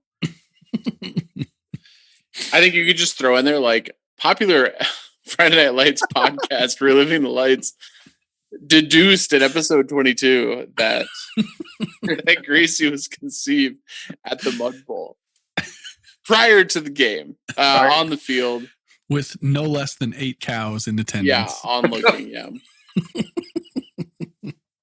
Oh boy. Yeah.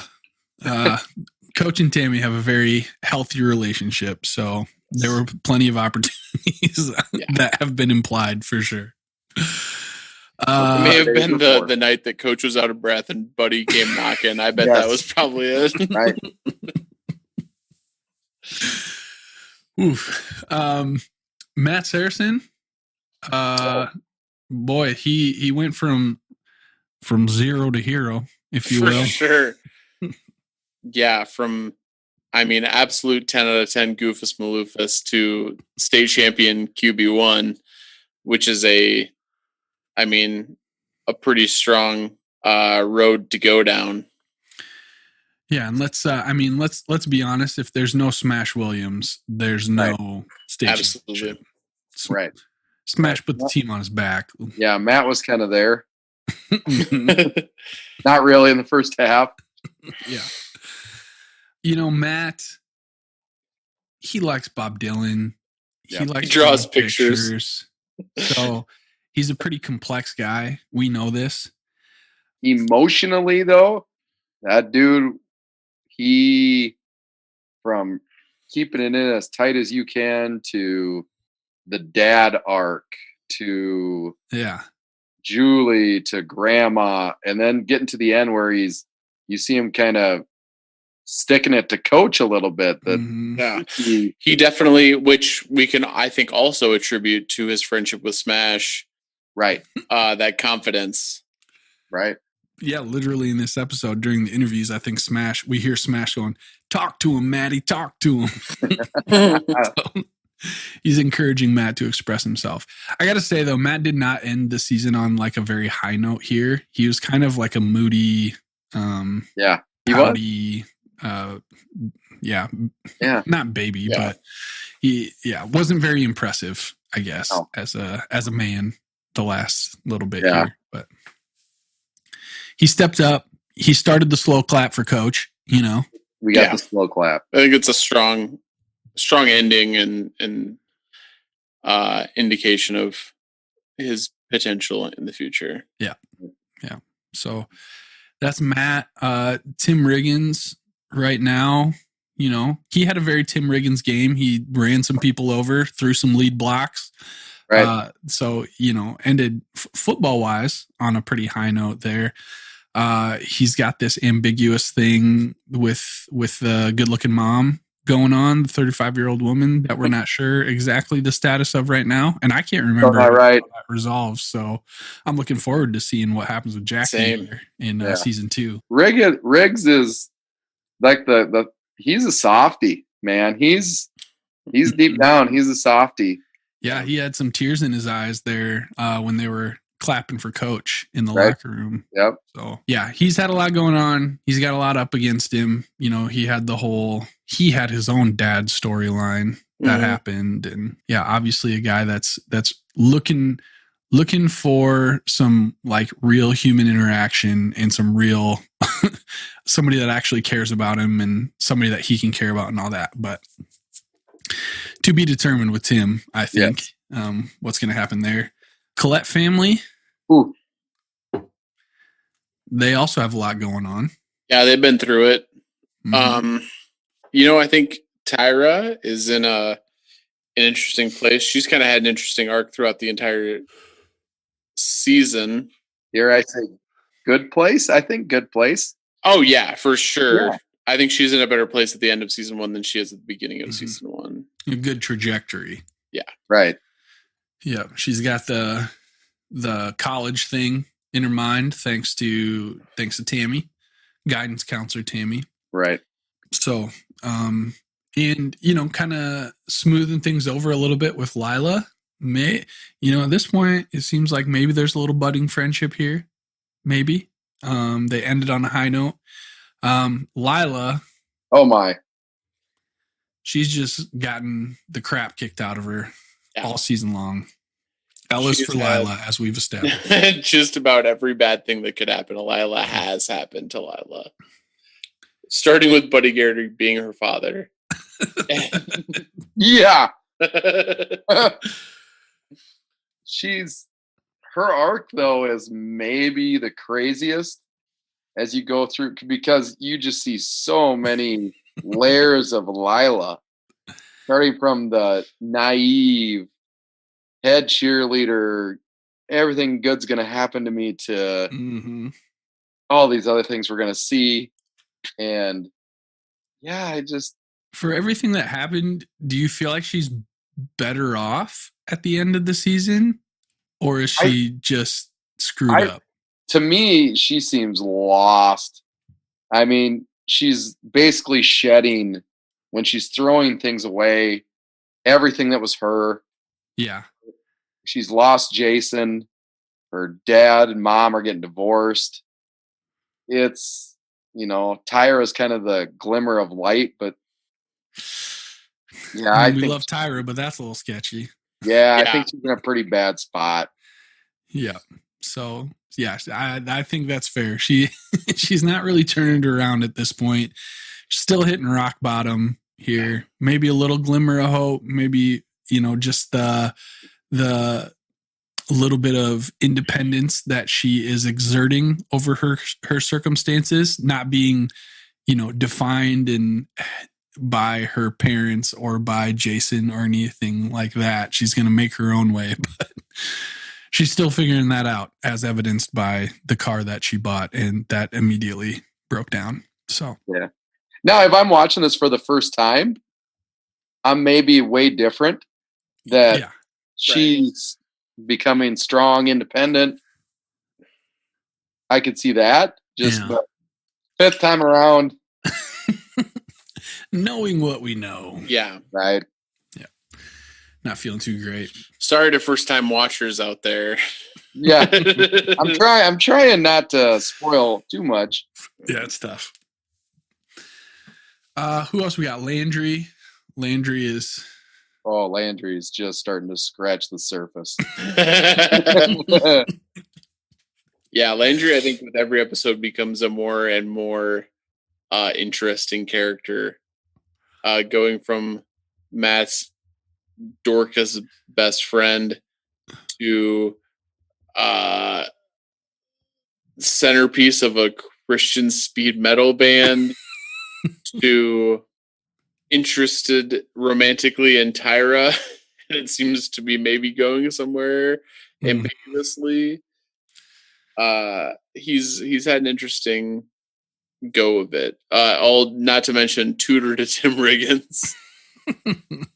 Single-handedly made Tim Riggins literate. So yeah, within a week and a half or so.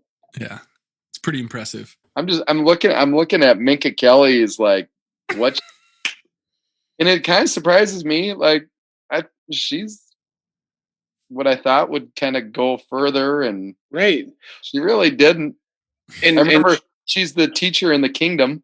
Yeah, she's in The Kingdom, which also had Eric Taylor in it. Right, was also directed by Peter Berg. There you go. I think he kind of threw her a bone, and I remember Derek Jeter was dating her. Yep. That's what I was going to say. I was thinking it was A-Rod, but I trust your knowledge of Yankees more than my own. So, yeah. I mean, honestly, that's probably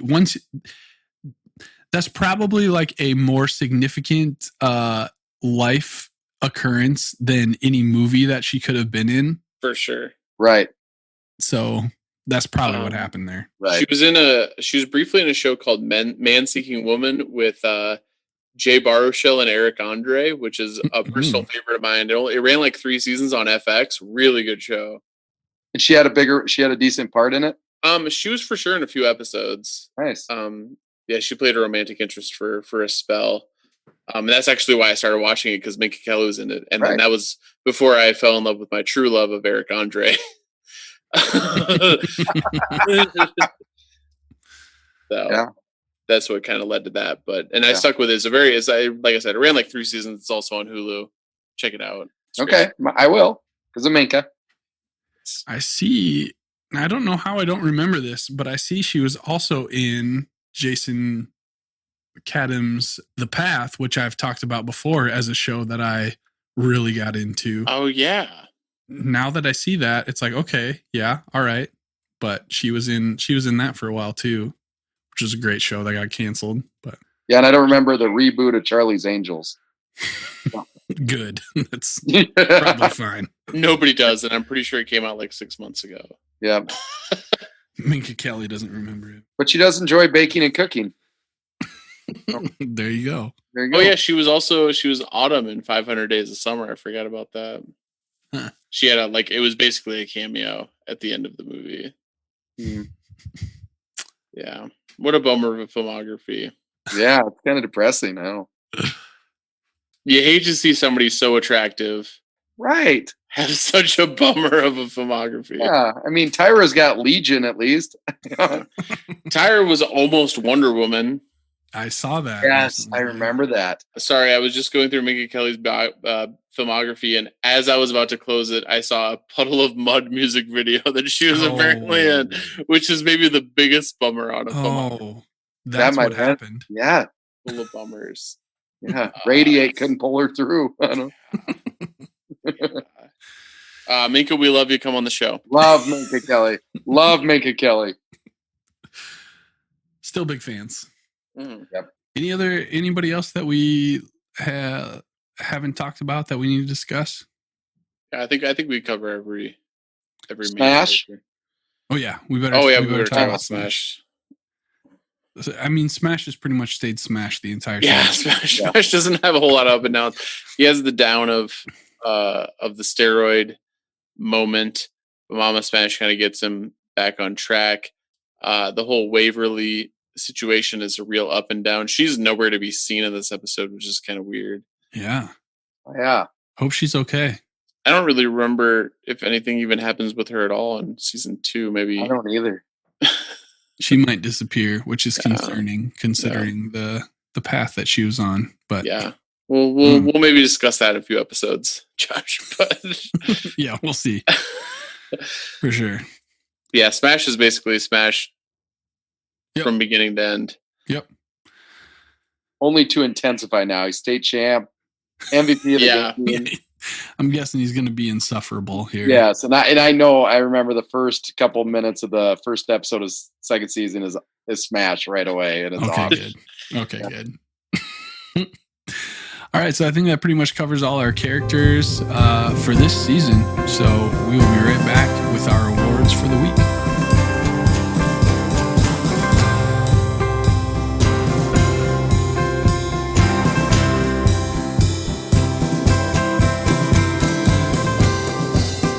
Okay, we are back with our last awards ceremony of season 1. We're going to start, as we always do, with our Coach Taylor inspo rating of the week. We've kind of touched on it. Coach was a little up and down here this week, so I'm curious to see where you guys land for Coach's inspo rating. I mean, he won state, so that's something. Yeah. I was going to say, well, as I did say earlier in the episode, that I think without that questionable speech at the beginning, we're looking at a 10, but we got to deduct a few points because of that very bizarre speech that he gave very prior. Questionable. But that being said, his speech at halftime at the state game is so inspiring that I don't think we can give him less than an 8. Yeah. Overall. Right. Let's go to the actual high school football coach here. Yeah, the just complete dumpster fire that was the night before speech was so bad. Oof. But like Anthony said, the halftime speech was phenomenal. And I know it's not motivational speech, but I go back to the Tammy's pregnant announcement. It still gets me. And that was such a good moment. So I push it. I'm right with you with the 8, and the baby scene gets me to a 9. Yeah. Oh, that's a good point. I didn't think about his not his really a speech, but pure joy though. Yeah. Man, good stuff. He handles what could be a pretty difficult news drop very well. Very admirably. So I think 9 is the right choice here for sure. Could have been a 10. Could have been a 10. But pretty close. All right. Julie in this episode. We get her making out with Matt. We get her not a ton, right? She's not a lot of Julie. Yeah, there's not really a whole lot to be seen. She's trying to convince Tammy to let her spend time in Dillon. Other than that, I don't know. Yeah, there's a scene where they're kissing and talking about Thanksgiving and Christmas, and I don't know. This one's a little tougher. She's kind of annoying, but nothing I'm gonna hate her about. Right? She's a 15-year-old girl. I feel like she handles everything like a 15-year-old girl would. Yes. So I think it's only fair to just give her a 0. We're neutral on. I agree. Yeah, I agree. She behaves as is expected. The Big Rig beer tally, we had no drinking. It was the week of state. So yeah, that was a good decision on Tim's part. Usually I would be disappointed, but I think Tim made the right decision. We appreciate him following training rules. Now the night after the championship could be. Let's assume. Yeah, for sure. So that means on the season, according to my figures, we ended with 43 beers consumed by Tim Riggins. And that's not including implied beers. So you got to say that's a pretty solid. Yeah. Right. Pretty good. All right. Well, we'll lock that in for the season then. Let's go with our Buddy Garrity Sleazeball Move of the Week. Buddy was a real human being this episode. Yeah, I don't know that we had a real sleazeball moment of the week. The only thing that I can come up with is him in the moment being upset that his daughter bought a car from the competition. But as it turns out, the competition actually sold her a junker. So it's... Yeah. He was rightfully concerned. But that is pretty good, though. There's probably other things to be concerned about when your daughter is like refusing to drive a car that you gave her. So, I mean, any other week there would be plenty of other things to choose from. Right. But I think this week that's probably it. All right, we've got some music cues to choose from here. Right. I personally am going to go with Deviltown just because of its connection to the pilot. But Anthony, why don't you remind us of what else we had? Yeah, so we had the Dirty Blonde song, Walk Over Me, that Lila is rocking out to as her car breaks down. We've got some Patti LaBelle, Lady Marmalade, a little classic, which ended up becoming kind of the defining song, or a defining song of our generation. Cover for the Moulin Rouge soundtrack.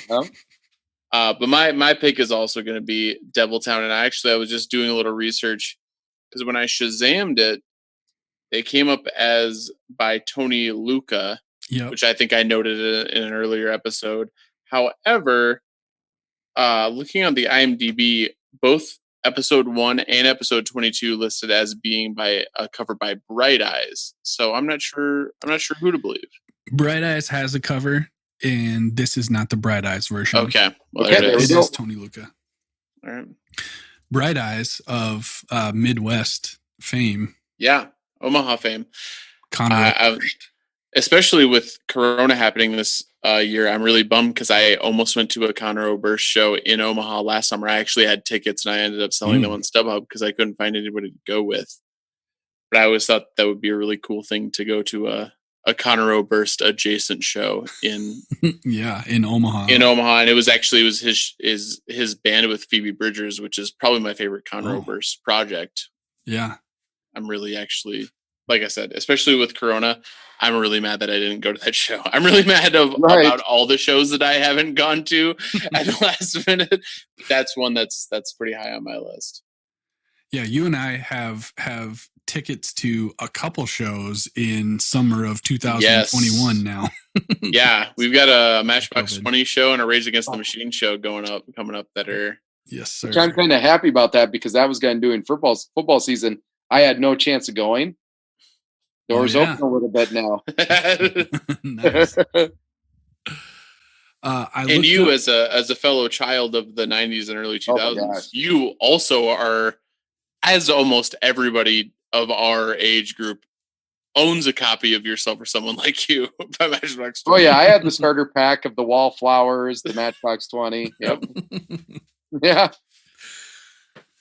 I got the Wallflower CD for 50 cents on a garage sale. I'm pretty sure, and this is 100%. I am not joking when I say I'm pretty sure I bought the Wallflower CD from Zeke Heisinga's garage sale.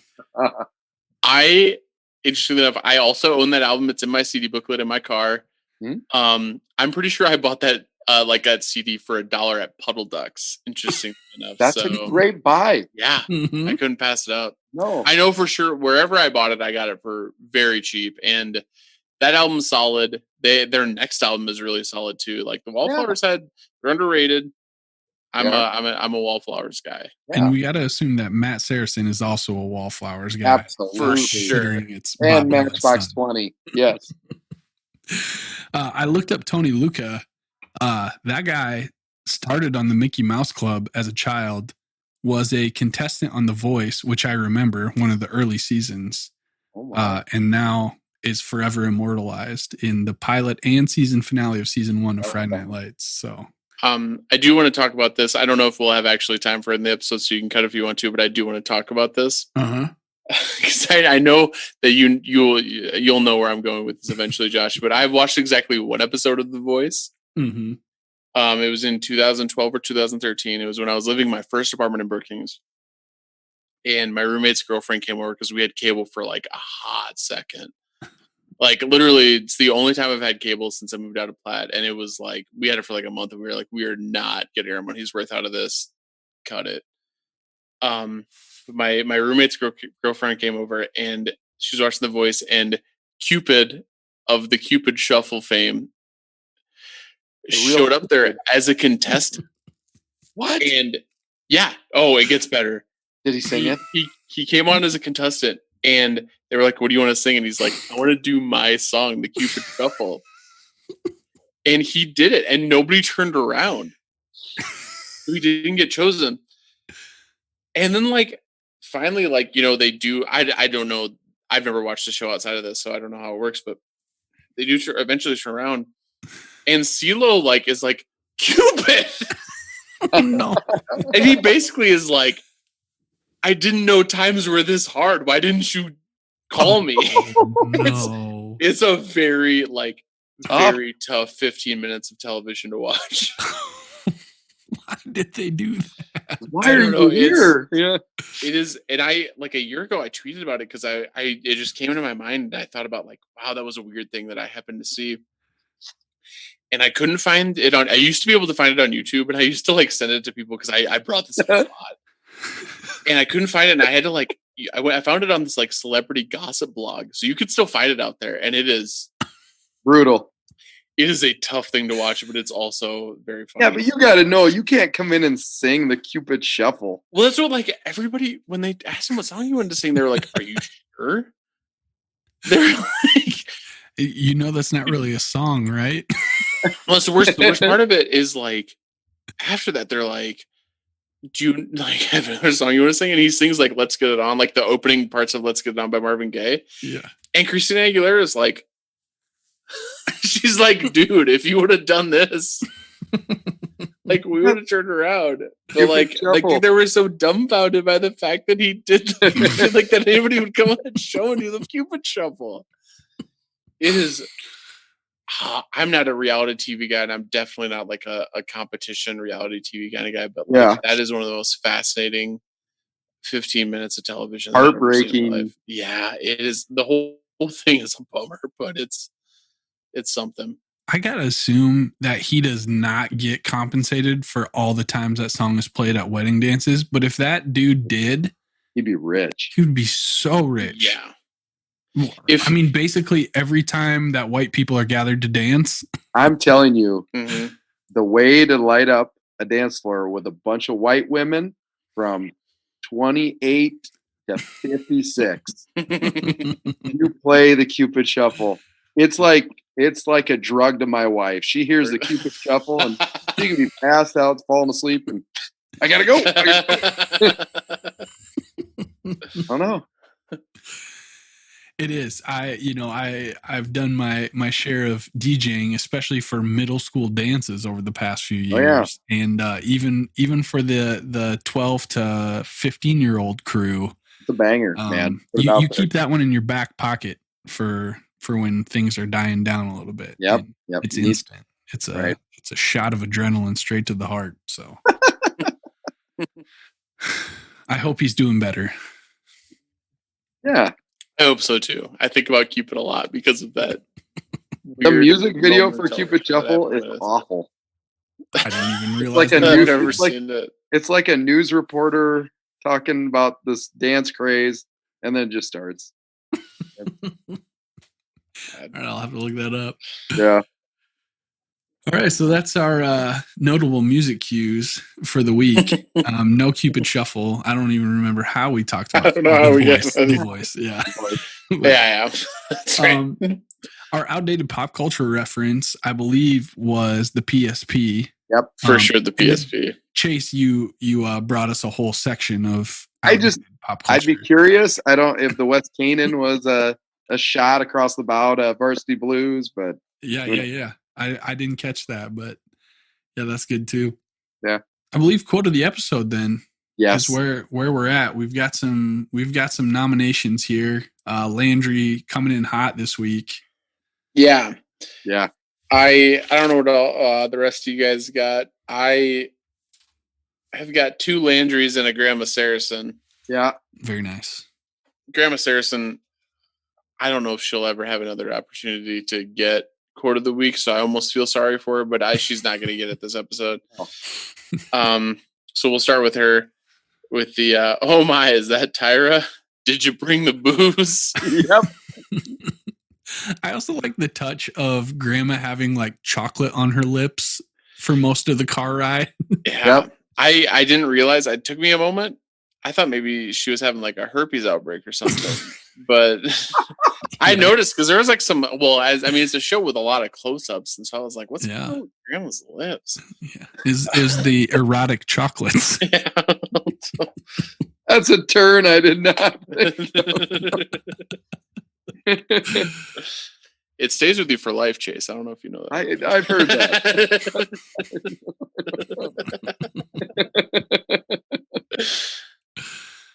I'll throw in a buddy. It was literally like, I think what's the actor's name? Brad Leland. Yeah.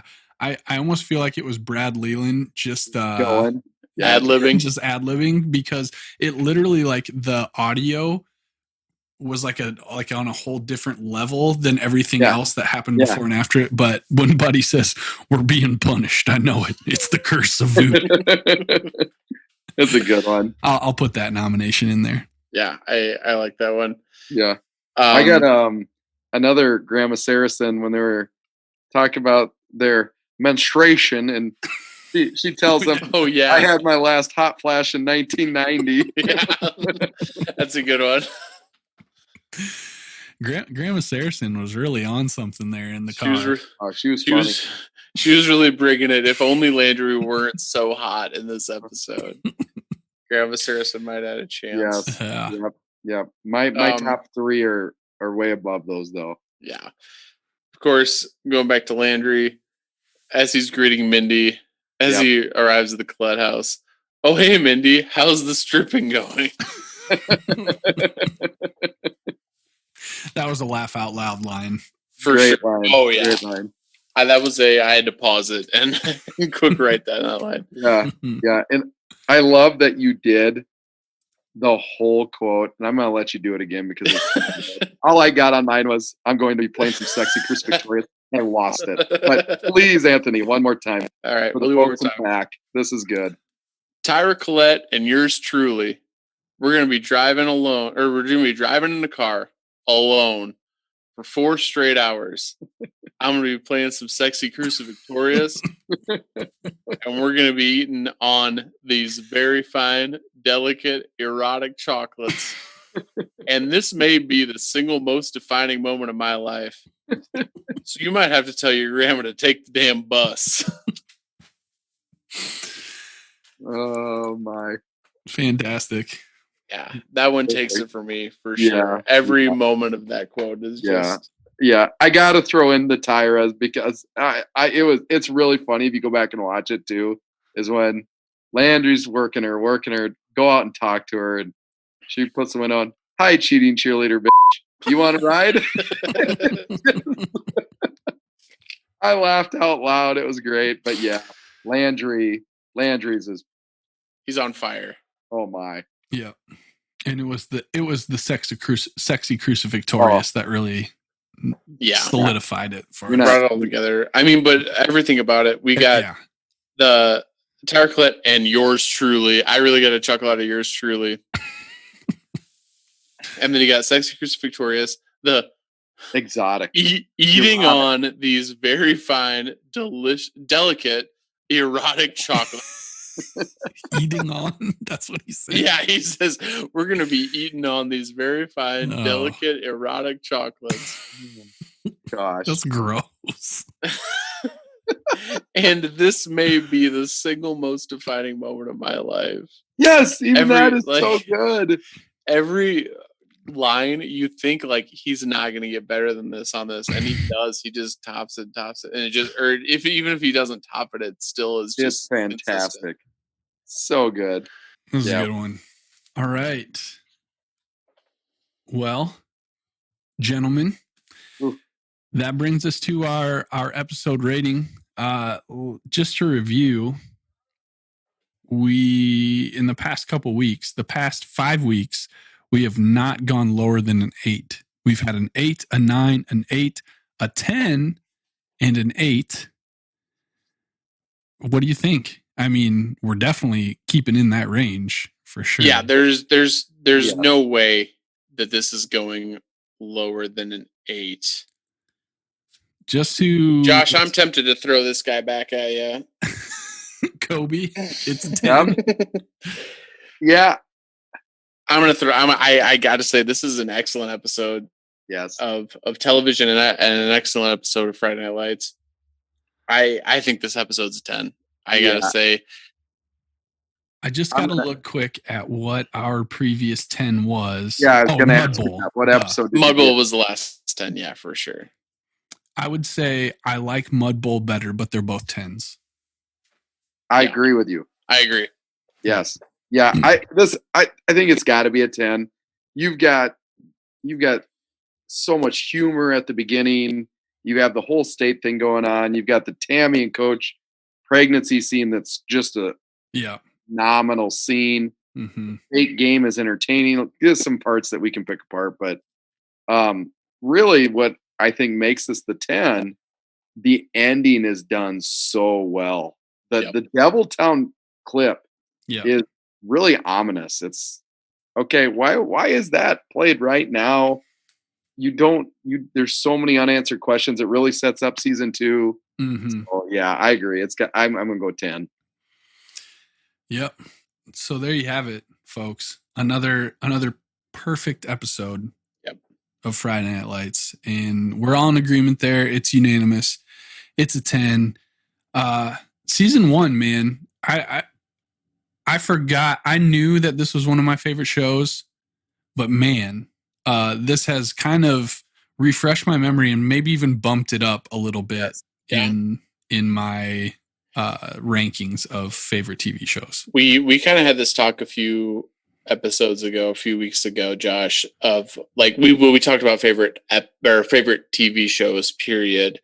I think as far as television seasons go, for me, it's like the upper echelon, like the top tier for me of television shows is like season 1 Friday Night Lights, season 2 of the original Twilight Zone, season 1 of True Detective, season 6 of The Simpsons, and season 1 of Fargo.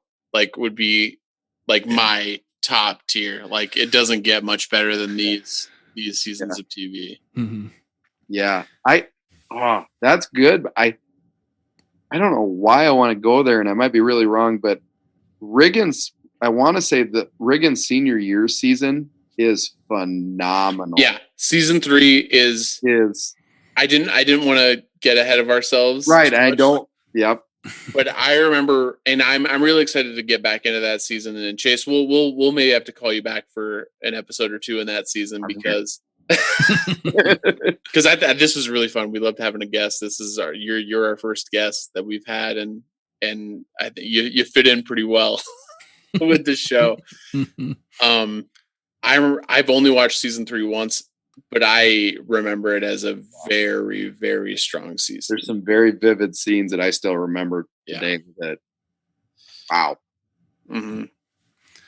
I also thought it too, like when I was thinking, this is to me, like when I think of if I'm putting my top 5 out there, rewatching this reminds me Friday Night Lights is right there. The Sopranos had some killer season. Mm-hmm. Game of Thrones in its prime was just wiped you out. True Detective season 1. But I also thought of like all those shows that are my favorite, they have that theme song that you can't skip over. And Friday Night Lights, I have to listen to it. Yeah. I have to go through the whole thing. I love it. You hear that music, that sound, and you're sucked right in. When I restarted this because of you guys, put that disc in and it started. I went, oh.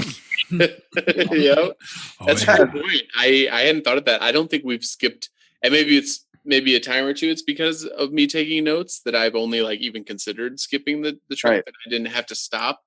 But I don't think we've ever skipped the just don't the theme song and all those seasons or shows that I had named previously. Yeah. And the shows that you've named. Yeah, that's the a good music point. of it is just it gets you right away. Mm-hmm. Well, Chase, we're going to keep you on speed dial for all of our consulting needs for high school football coach and also high school football coach family issues. Any questions that come up, don't be surprised if Friday night late you get a call. I'm in. So, yeah, man, great having you on. Thanks for being such a dedicated listener and such a great first guest on the show. We really appreciate it and had a good time, man. Yes, thank you for the invite. Like I said, anyone just getting to this or kind of into this, you need to check all these episodes out. Has been the highlight of my summer. It really does. If you're new to the show, getting to listen to something like this really gives you so many different viewpoints that you never would think of, and so entertained. You guys have been awesome. Yeah, thank you so much for letting me come on and have fun for a couple hours. Absolutely. And if my calculations are correct, you mentioned it's made your summer. This episode is going to air November 6th. Right. So we're going to make some winter. Here we go. Yeah. We're going to make an autumn and a winter. Yeah. For folks as well, which could be great because that's right around state championship, boys. That's true. That's true. Nice. Yeah, we did that on purpose. Yeah, there you go. For sure. I'm just going to throw a plug in. Thanksgiving is one of my favorite seasons. Make sure you get a hold of a DVD or Blu-ray copy if one exists of Son-in-Law and The Last Waltz. Those are my two traditional Thanksgiving movies. Always watch Son-in-Law and The Last Waltz on Thanksgiving. So get a hold of those. Amen to Son-in-Law. Would you say that you are Pauly Shore's number one fan? Not even Pauly Shore. Would you say that your son-in-law's number one fan? I was just about to say, I don't think I'm Pauly Shore's number one fan. I will say I am. If I'm not the number one son-in-law fan, I'm up there because I absolutely adore that movie. I really right. do. All right. Well, I was going to say look for that podcast, but you can already go back in the archives of the So Much Movies podcast and hear Anthony talk about Son-in-Law. That's already been done. Yeah. Which is also very good. That was an excellent episode. I can remember where I listened to that episode. It's so entertaining. So. All right, gentlemen, it's been a pleasure. We will catch you all next week when we start up on season 2. Hey.